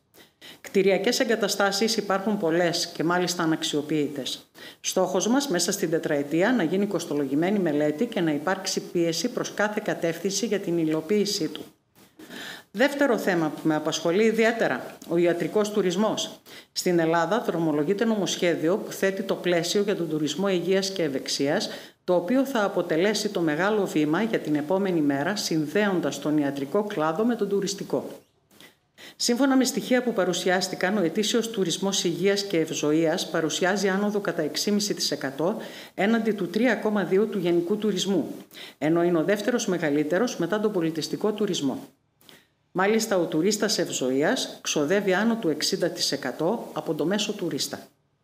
Ο δερματολόγος αφροδισιολόγος συντονιστής ομάδας εργασίας για τον ιατρικό τουρισμό Χριστόφορος Τζερμιάς, σε μελέτη για το 2021 κατατάσσει την Ελλάδα στην 1η θέση στην Ευρώπη ως προορισμό για ιατρικό τουρισμό. Είναι χαρακτηριστικό ότι για το έτος του 2022 τα έσοδα του ιατρικού τουρισμού παγκοσμίως ανήλθαν σε 1,7 δισεκατομμύρια δολάρια και το 2023 αναμένεται να ανέλθουν σε 35,9 δισεκατομμύρια δολάρια. Μέχρι το 2032 το μέγεθος της παγκόσμιας αγοράς ιατρικού τουρισμού θα ανέλθει σύμφωνα με εκτιμήσεις οικονομολόγων σε 341,6 δισεκατομμύρια δολάρια. Με συστηματικά βήματα μπορεί ο Δήμος μας να είναι σε θέση να απευθυνθεί στην παγκόσμια κοινότητα. Σύμφωνα με τις διεθνείς τάσεις, πρωταρχική μοχλή επέκτασης του ιατρικού τουρισμού είναι η προσβασιμότητα, η οικονομική προσιτότητα των υπηρεσιών υγειονομικής περίθαλψης, υψηλής ποιότητας και υποστήριξη από τα γραφεία τουρισμού. Ιδανικό τόπο εγώ θεωρώ τα Λασπόλου Τρακρινίδων, με υποδομές που θα διεκδικήσουμε μέσω προγραμμάτων αφού πρώτα υπάρξουν κοστολογημένες μελέτες. Ως νέα Δημοτική Αρχή, από την 1η Πρώτου 24, υποσχόμαστε πραγμάτωση όλων όσων υποσχεθούμε και θα είναι απαραίτητα, πιστεύω, για την εύρυθμη λειτουργία του νέου πλέον Δήμου μας. Αναφερόμενος τώρα στο δρόμο για την καθημερινότητα του πολίτη, ο οποίος αυτή τη στιγμή νιώθει δεύτερης κατηγορίας στο Δήμο Φιλίππων, δεν χρειάζεται να αναφερθώ σε πολλά πράγματα. Το ένα πράγμα θα αναφερθώ και είναι η υπόσχεσή μας και τη δική μου και του Μάκη του Παπαδόπουλου, ότι εντός 100 ημερών, των πρώτων 100 ημερών, θα πρέπει να δείξουμε τη μεγάλη διαφορά. Εάν δεν τα καταφέρουμε, τα πράγματα θα είναι πολύ δύσκολα. Ο κόσμος πλέον δεν δίνει χρονικό περιθώριο σε τίποτα για να αλλάξει την καθημερινότητά του. Να σας αναφέρω ένα χαρακτηριστικό παράδειγμα. Αυτή τη στιγμή στη Δημοτική Κοινότητα Λιδίας, για να αλλάξει τις λάμπες του φωτισμού, δεν υπάρχει ηλεκτρολόγος. Όχι ηλεκτρολόγος, μιλάμε για ηλεκτρολόγο για όλο το Δήμο Καβάλας, υπάρχει μόνο ένας. Καλατοφόρο δεν υπάρχει. Και έρχεται η γιαγιά και μου λέει, κύριε Πρόεδρε, λέει, εγώ πού πρέπει να πεταθώ? Φως, νερό, δεν έχω, λέει. Τι της απαντάτε, κυρίες και κύριοι? Περίμενε η γιαγιά, 2,5 μήνες περιμένω, λέει. Είναι σαν να πληρώνεις ένα κινητό, να έχεις ένα κινητό τηλέφωνο και να μην έχεις τηλέφωνο. Υπόσχομαι, θα κάνω ό,τι είναι δυνατόν να μπορέσω να τα απεξέλθω σε αυτό το δύσκολο κομμάτι, να μπορέσω να βοηθήσουμε τον κόσμο εκεί πέρα στη Δημοτική Ενότητα Φιλίππων, ο οποίος νιώθει παραμελημένος και νιώθει β' κατηγορίας πολίτης. Θα πρέπει να έχει το δρόμο του, το νερό του, τα βασικά. Από εκεί μπορούμε να ξεκινήσουμε, τα βασικά. Δεν θέλω να μακρηγορήσω άλλο. Αυτά έχω να πω. Βάζω στόχο και υπόσχεση ότι στις πρώτες 100 μέρες θα αλλάξουμε τα πάντα. Σας ευχαριστώ πολύ. Ευχαριστούμε, κύριε Αγγελίδη. Συνεχίζουμε με τον κύριο Λάκη Καϊτατζή, αγρότη, και θα αναπτύξει θέματα που αφορούν τον αγροτικό τομέα. Καλημέρα και από μένα. Και εγώ συμπορεύομαι με τον Μάκη τον Παπαδόπουλο εδώ και αρκετό καιρό και προσπαθούμε να βελτιώσουμε τον πρωτογενή τομέα. Και θα αναφερθώ σε 4 ζητήματα που είναι κέραια για μένα και αφορούν τους πάντες. Το πρώτο είναι να ξαναφτιαχτούν οι αγροτικοί δρόμοι στις αρχικές του διαστάσεις και να καθαριστούν αρδευτικά και αποστραγγιστικά καναλέτα. Το δεύτερο είναι να διαχωριστεί το νερό το πόσιμο με το αρδεύσιμο, δηλαδή στον Αμυγδαλαιώνα που υπάρχουν 3 γεωτήσεις που ποτίζουν, που είναι αρδευτικές και μία που είναι με πόσιμο νερό. Και οι 4 γεωτρήσεις πέφτουν μέσα σε μια δεξαμενή, η οποία δεξαμενή παίρνει και νερό για να πίνει ο κόσμος και για να ποτίζουν, το οποίο δεν επαρκεί τους καλοκαιρινούς μήνες. Το τρίτο είναι να λειτουργούν όλες οι γεωτρήσεις πλέον με inverter και να γίνουν κάποιες παρεμβάσεις, ούτως ώστε τους καλοκαιρινούς μήνες να μην υπάρχει πρόβλημα. Και τέταρτον και σημαντικότερο για μένα είναι να αντικατασταθούν σε όλα τα χωριά οι σωλήνες που υπάρχουν απαμίαντου. Έτσι, γιατί είναι ακατάλληλες και καρκινογόνες. Ευχαριστώ πάρα πολύ και τίποτα άλλο. Ευχαριστούμε πολύ, κύριε Καϊτατζή. Συνεχίζουμε με την κυρία Νίκη Ράλη, απόφοιτο ΣΤΕΦΑ, με θέμα κοινωνική αλληλεγγύη και ευπαθείς ομάδες. Καλησπέρα σας. Λοιπόν, εγώ θα σας μιλήσω για την κοινωνική αλληλεγγύη που θα δώσουμε ιδιαίτερη προσοχή. Φυσικά και ταυτίζομαι απόλυτα με τις προτάσεις της παράταξής μας, καθώς εδώ και χρόνια ο εθελοντισμός και η αλληλεγγύη έχει γίνει δεύτερο ρούχο μου. Το κανείς μόνος με αντιπροσωπεύει απόλυτα και το όλοι μαζί μπορούμε να κάνουμε πολλά. Η δύναμή μου, το στήριγμά μου, ο κόσμος.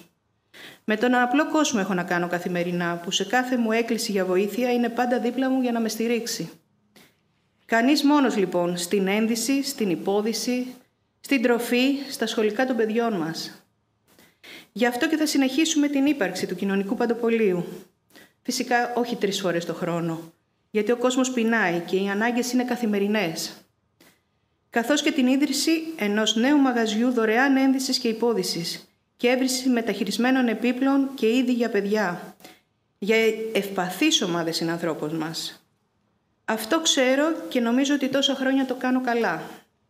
Ζω καθημερινά την αγωνία των ανθρώπων που μέσα από την ομάδα μου κύμα αλληλεγγύης ζητούν τη βοήθειά μου από τρόφιμα, έπιπλα, ένδυση, υπόδυση.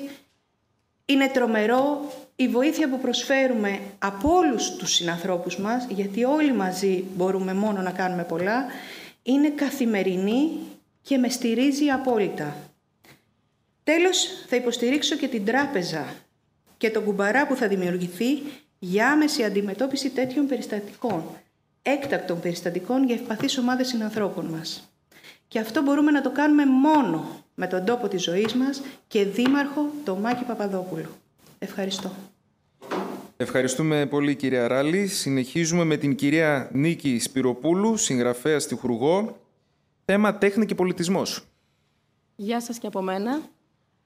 Όπως ήδη θα έχετε καταλάβει, είμαστε μια δυνατή ομάδα ανθρώπων με γνώση και εμπειρία που ο υποψήφιος δήμαρχός μας Μάκης Παπαδόπουλος έχει καταφέρει να μας ενώσει κάτω από την ομπρέλα της παράταξής μας. Δεν είμαστε εδώ πέρα για να προβληθούμε ή για να ωφεληθούμε, είμαστε για να εργαστούμε. Εγώ λοιπόν, λόγω της ιδιότητάς μου, σαφέστατα θα ήθελα να αναφερθώ λίγο στο θέμα της τέχνης και του πολιτισμού, το οποίο έχουμε κάποιους άξονες με την παράταξή μας και θα ήθελα λοιπόν να πω το εξής, ότι ο σχεδιασμός μας έχει να κάνει με τη στήριξη, ανάδειξη και προβολή του Δήμου μας τουριστικά και πολιτιστικά. Ο άξονας 2 του σχεδιασμού μας έχει στόχο την αναπαλαίωση των δημοσίων και ιδιωτικών κτηρίων, όπου κάλλιστα μπορούν να στεγάσουν τέχνης και γράμματα. Η πόλη μας χρειάζεται μια σημαντική ανάπλαση και μια ιστορική αναδρομή. Από τα παλαιά κτίρια θα βγει η ανάπτυξη, θα γεννηθούν θέσεις εργασίας και τουριστική αναβάθμιση. Βάσει του άξονα 4 του σχεδιασμού μας, σκοπός μας είναι η δημιουργία ενός ισχυρού brand name Καβάλας Φιλίππων. Η ιστορικότητα των σημείων του τόπου μας είναι μεγίστης σημασίας σε παγκόσμιο επίπεδο. Αναδεικνύουμε το αρχαίο θέατρο Φιλίππων μέσα από έργα συντήρησης και φωταγώγησης, επιδιώκοντας την ενοποίηση των αρχαιολογικών μνημείων των Κρινίδων.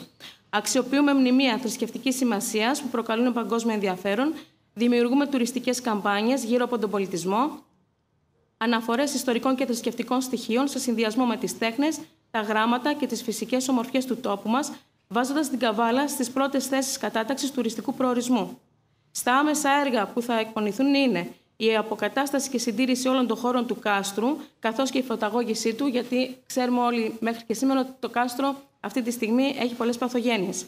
Η δημιουργία δημοτικής δραματικής σχολής που δεν υπάρχει στον τόπο μας, η ανάδειξη του αρχαίου δράματος ξεκινώντας από το αρχαίο θέατρο Φιλίππων προς όλη την Ελλάδα μέχρι το εξωτερικό, καθιέρωση φεστιβάλ κινηματογράφου, άμεση συνεργασία μας με όλους τους πολιτιστικούς συλλόγους, ο Δήμος πρέπει να σταθεί αρρωγός στις δράσεις τους, δημιουργία αίθουσας εικαστικών τεχνών, μέριμνα για άτομα αμαία, ώστε να υπάρχει πρόσβαση σε όλους τους χώρους τέχνης, ενότητα καλλιτεχνικής φιλοξενίας, η οποία θα είναι ένα πρόγραμμα πρόσκλησης και φιλοξενίας διαφόρων καλλιτεχνών από όλο τον κόσμο και όλα τα είδη τέχνης, ίδρυση μουσείου ολοκαυτώματος, ίδρυση μουσείου ποντιακού ελληνισμού, αξιοποίηση παλιάς καπνοποθήκης σε σχολή οικοκυρικής. Όλα αυτά είναι ένα μέρος του πολιτιστικού έργου που έχει σχεδιαστεί για το Δήμο μας με πρόγραμμα, συνέπεια και έργο. Θα φτάσουμε εκεί που μας αξίζει, ανεβάζοντας την πόλη μας πιο ψηλά, νικώντας κάθε εμπόδιο και κολυσιεργία. Γιατί θέλουμε και αξίζουμε ως λαός τα καλύτερα. Ευχαριστούμε πολύ, κυρία Σπυροπούλου. Τον λόγο τώρα έχει ο κύριος Άγγελος Προβίσταλης, μηχανικός, πρώην στέλεχος του Δήμου Καβάλας. Θα μας μιλήσει για την καθημερινότητα στην Καβάλα. Καλησπέρα και από εμένα. Λέγομαι Προβίσταλης Άγγελος, είμαι πολεοδόμος χωροτάκτης και υπηρέτησα το Δήμο Καβάλας 35 χρόνια από διάφορες θέσεις ευθύνης ως προϊστάμενος. Ήταν δηλαδή ο Δήμος Καβάλας το δεύτερό μου σπίτι για 35 χρόνια. Εκεί λοιπόν γνώρισα την Καβάλα και γνώρισα και τον πόνο των καβαλιωτών. Θέλω να σας πω ότι για την καθημερινότητα της συμπολίτισσας και του συμπολίτη μας καλά είναι τα μεγάλα έργα, καλά είναι τα εμπνευσμένα έργα, αλλά εκείνο που πραγματικά τον καίει είναι η καθημερινότητα. Είναι ο δρόμος μπροστά από το σπίτι του που μοιάζει σαν βομβαρδισμένο Κίεβο. Είναι το πεζοδρόμιο το οποίο καταλαμβάνεται συνεχώς από αυτοκίνητα και δεν μπορεί να μπει στο σπίτι του. Είναι οι κάδοι που βρωμάνε διότι δεν έχουν καθαριστεί ποτέ και οι περισσότεροι από αυτούς είναι ξεκαρφαλωμένοι. Για το μαγαζάτορα είναι το γεγονός ότι θα πρέπει κάθε πρωί όταν ανοίγει το κατάστημά του να παίρνει τη σκούπα και να σκουπίζει μπροστά από το κατάστημά του έτσι ώστε να είναι καθαρός ο χώρος. Είναι για τα παιδιά των συμπολιτών μας η μη ύπαρξη μιας παιδικής χαράς στη συνοικία τους, και όταν λέω παιδική χαρά εννοώ με όλα τα στάνταρ τα οποία πρέπει να έχει μια παιδική χαρά έτσι ώστε να είναι ασφαλής, για να μπορεί το παιδάκι να βγει να παίξει, διότι έχουμε φτάσει στο σημείο πια και λόγω της έλλειψης, είναι ένας λόγος ακόμη η έλλειψη αυτών των παιδικών χαρών και των χώρων αναψυχής, που τα παιδιά μας κάθονται μέσα, παίζουν συνεχώς με ηλεκτρονικά παιχνίδια κτλ. Διότι δεν υπάρχει έλλειψη χώρου για να βγουν να παίξουν έτσι ώστε να εκτονωθούν. Λοιπόν, όλα αυτά είναι προβλήματα τα οποία τα ζει καθημερινά ο Καβαλιώτης και περιμένει από το Δήμο Καβάλας λύσεις. Περιμένει από το Δήμο Καβάλας σε αυτά τα καθημερινά του προβλήματα να βρει την λύση.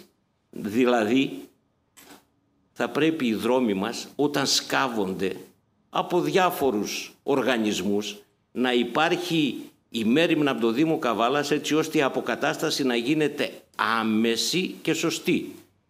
Και όχι να υπάρχει ένα χαντάκι μπροστά από ένα σπίτι, μπροστά από ένα κατάστημα 2 και 3 και 5 μήνες, ή να πηγαίνει η ΔΕΙΑΚ να σκάβει ένα φρεάτιο και τα μπάζα γύρω από το φρεάτιο να μην μαζεύονται για μήνες και να τα βλέπει αυτά ο δημότης και να τρελαίνεται πραγματικά. Αυτά λοιπόν περιμένει από έναν δήμαρχο, από έναν δήμο, από μια δημοτική ομάδα να υλοποιούνται άμεσα, σωστά, έτσι ώστε να μπορεί να ανασάνει και να μπορεί να ρυθμίζει την καθημερινότητά του. Όλα τα υπόλοιπα είναι μεν για τον Δήμο μας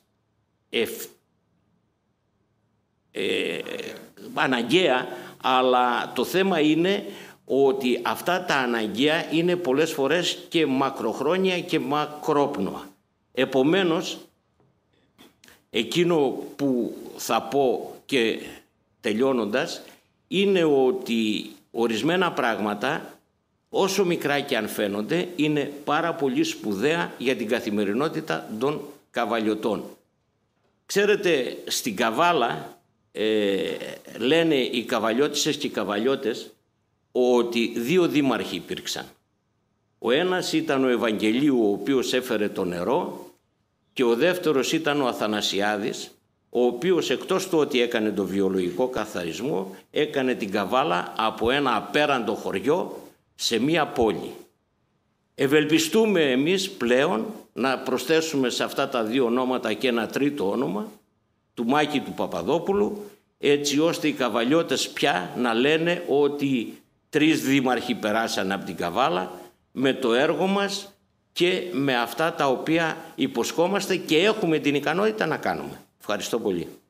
Ευχαριστούμε κύριε Προβίσταλη. Τον λόγο τώρα έχει η κυρία Τόνια Σπυροπούλου, ελεύθερη επαγγελματίας. Θέμα καλοσυντηρημένα σχολεία και σχολικές αυλές. Γεια σας και από μένα. Θα σας μιλήσω με την ιδιότητά μου ως μέλος του ΔΣ του Συλλόγου Γονέων και Κηδεμόνων του 1ου Δημοτικού Σχολείου. Και μέσα από τη θέση αυτή παρατηρώ προβλήματα που υπάρχουν στα σχολεία, όχι μόνο στο δικό μας βέβαια, αλλά με την ευκαιρία να πω για το δικό μας ότι τα τελευταία 8 χρόνια που βρίσκομαι στο σχολείο δεν έχει γίνει καμία επέμβαση. Στα μέσα της προηγούμενης σχολικής χρονιάς είχε γίνει μια συνάντηση των Συλλόγων Γονέων και Κηδεμόνων με το φορέα της Ένωσης και κάποια άτομα από τον Δήμο και αναφέρθηκαν προβλήματα, τα οποία είναι γνωστά βέβαια στους αρμόδιους, τα οποία όμως παραμένουν προβλήματα. Ενδεικτικά αναφέρω μερικά: ισόγειοι χώροι που τους βαφτίζουν γυμναστήρια, τα βάνια που στάζουν σε μια έντονη βροχή, τάξεις που βράζουν όταν έχει ζέστη και αντίστροφα δεν ζεσταίνονται το χειμώνα. Και κάπου εδώ έρχεται ο άξονας 6, ο οποίος προβλέπει καλοσυντηρημένα σχολεία με ασφαλείς αυλές και είναι στις προτεραιότητές μας. Το σχολείο, όπως όλοι ξέρουμε, είναι μέρος που πολλά από τα παιδιά μας περνούν εκεί μεγάλο μέρος της ημέρας τους. Τα απογεύματα και ειδικά το καλοκαίρι, επειδή δεν υπάρχουν πάρκα στην πόλη λόγω του ότι οι γειτονιές είναι πυκνοδομημένες, αποτελούν χώρο παιχνιδιού, το οποίο είναι απαραίτητο για την κοινωνική ενδυνάμωση των παιδιών. Οπότε, ας μου επιτραπεί η έκφραση, είναι απαιτητό αυτοί οι χώροι, τα προαύλια και τα κτίρια να είναι καλοσυντηρημένα και ασφαλή. Μεγάλος μέρος της ευθύνης σίγουρα πέφτει στο Δήμο και μαζί με τον Μάκη Παπαδόπουλο και μια ομάδα μεγάλη άξιων αντρών και γυναικών που τον περιβάλλει, είμαστε έτοιμοι να αναλάβουμε την ευθύνη αυτή και να υπάρξει ένα δίκτυο συνεργασίας ανάμεσα στο Δήμο, τους διευθυντές και τους συλλόγους γονέων και κηδεμόνων, ώστε μέσα από μια λυσίδα πόρων, εργασίας και εθελοντισμού να πετύχουμε μια αναβάθμιση για τα σχολεία του τόπου της ζωής μας. Σας ευχαριστώ πολύ. Ευχαριστούμε πολύ κυρία Σπυροπούλου και ολοκληρώνουμε με τον κύριο Κωνσταντίνο Γιαννακουδάκη, ασφαλιστικός σύμβουλος. Θα μας μιλήσει για την αναβάθμιση των συνοικιών της πόλης.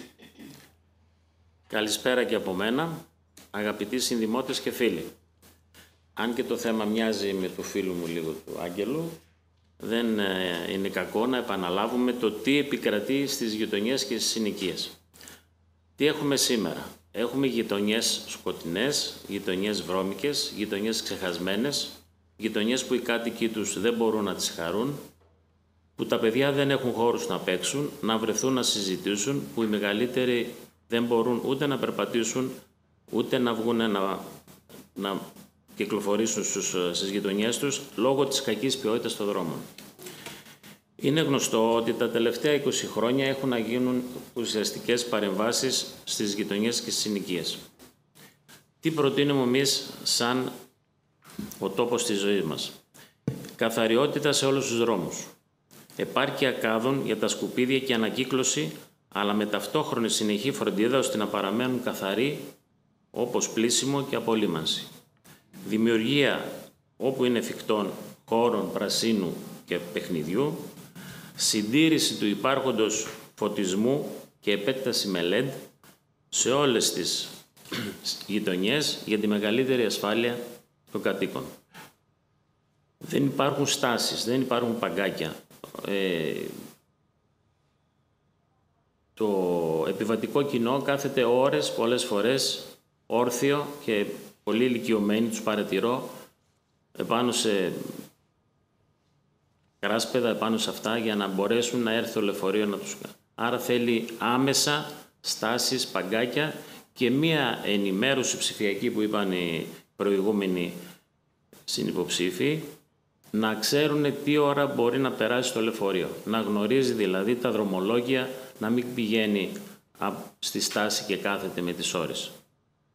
Το κυκλοφοριακό. Μία πρόταση είναι η επέκταση του μέτρου της κάρτας του μόνιμου κατοίκου. Σε πάρα πολλές πόλεις της Ελλάδος δεν είναι μόνο στο κέντρο η κάρτα ή στην Παναγία όπως είναι εδώ, είναι και μέχρι τις παρυφές των λόφων. Θεσσαλονίκη είναι σχεδόν όλο το κέντρο με επέκταση, είναι για τους κατοίκους. Και γιατί να μην γίνουν σε όλες τις συνοικίες της Καβάλας. δημιουργία συνοικιακών πάρκινγκ μικρής χωρητικότητας για την εξυπηρέτηση αναγκών τόσο των μονίμων κατοίκων όσο των επισκεπτών. Συνεργασία με το αστικό κτέλ για την καλύτερη ρύθμιση ευέλικτων δρομολογίων αλλά και για κάθε εφικτή βοήθεια από το Δήμο με άξονα την καλύτερη εξυπηρέτηση κυρίως των απομακρυσμένων και δύσβατων συνοικιών. Γενικά πρέπει να κατανοήσουμε ότι η Καβάλα δεν είναι μόνο το κέντρο της. Η πόλη είναι κυρίως οι συνοικισμοί και οι γειτονιές της. Είναι επιτακτική ανάγκη να δοθεί πνοή και ζωή σε αυτές. Έτσι δεν εξυπηρετούμε μόνο τη γειτονιά ξεχωριστά, αλλά το σύνολο της πόλης. Είμαι βέβαιος πως ο Μάκης Παπαδόπουλος, ο οποίος με τη μαχητικότητά του, την αποφασιστικότητά του, την εμπειρία του, αλλά και όλους τους συνδυασμούς μας, έχουμε υλοποιήσιμες ιδέες που θα αλλάξουν τη μορφή των γειτονιών της πόλης και θα κάνουμε πάλι φιλικές, καθαρές, ανθρώπινες, ασφαλείς, ώστε έτσι οι κάτοικοι τους να τις χαίρονται και να τις απολαμβάνουν. Απλά θέλω να διευκρινίσω και να τονίσω ότι μέσα στην ομάδα συμπεριλαμβάνεται και ο Γιώργος Γουλινελάς, ο οποίος λόγω επαγγελματικών υποχρεώσεων δεν είναι σήμερα κοντά μας. Είναι ένας δημοτικός σύμβουλος σε αυτήν τη μεγάλη ομάδα, όπως βλέπετε, που έχουμε. Τον ευχαριστώ πολύ γιατί πάντα συμμετείχε συστηματικά με προτάσεις και βοήθησε όλη αυτή τη μεγάλη ομάδα και την παράταξη που έχουμε. Επίσης, ευχαριστώ σήμερα όλους αυτούς τους ανθρώπους που βλέπετε, τον κύριο Φιλιππίδη, τον κύριο Πουσαεύς, τον κύριο Γνατιάδη, τον κύριο Σωτήρη Λαζαρίδη, τον κύριο Δελικάρη, τον κύριο Μπουμπούνα, για τη συμμετοχή τους στο Δημοτικό Συμβούλιο, για την παρουσία που είχαν, για τις προτάσεις, για τη βοήθεια που έδωσαν σε αυτή την παράταξη. Τους λέω ένα μεγάλο ευχαριστώ και ξαναξεκινάμε. Και ιδιαίτερα θέλω να ευχαριστήσω, γιατί δεν είναι υποψήφιος, τον κύριο Μαυρίδη Νικόλαο, έναν άνθρωπο τίμιο, με σεβασμό και αξιοπρέπεια απέναντι σε όλους τους πολίτες, και είναι συγκινητική, με συγκινεί η σημερινή μέρα γιατί δεν θα ξανά είναι υποψήφιος, είναι κοντά μας, τον ευχαριστώ γιατί αγάπησε την Καβάλα περισσότερο από όλους μας, αν και δεν είναι από εδώ, και τον ευχαριστώ πολύ, και όπως όλες οι οικογένειες που ήταν δίπλα σε αυτούς τους συνδημότες μας, τους καβαλιώτες, τον ευχαριστούμε πολύ, καλή δύναμη και συνεχίζουμε, κύριε Μαυρίδη.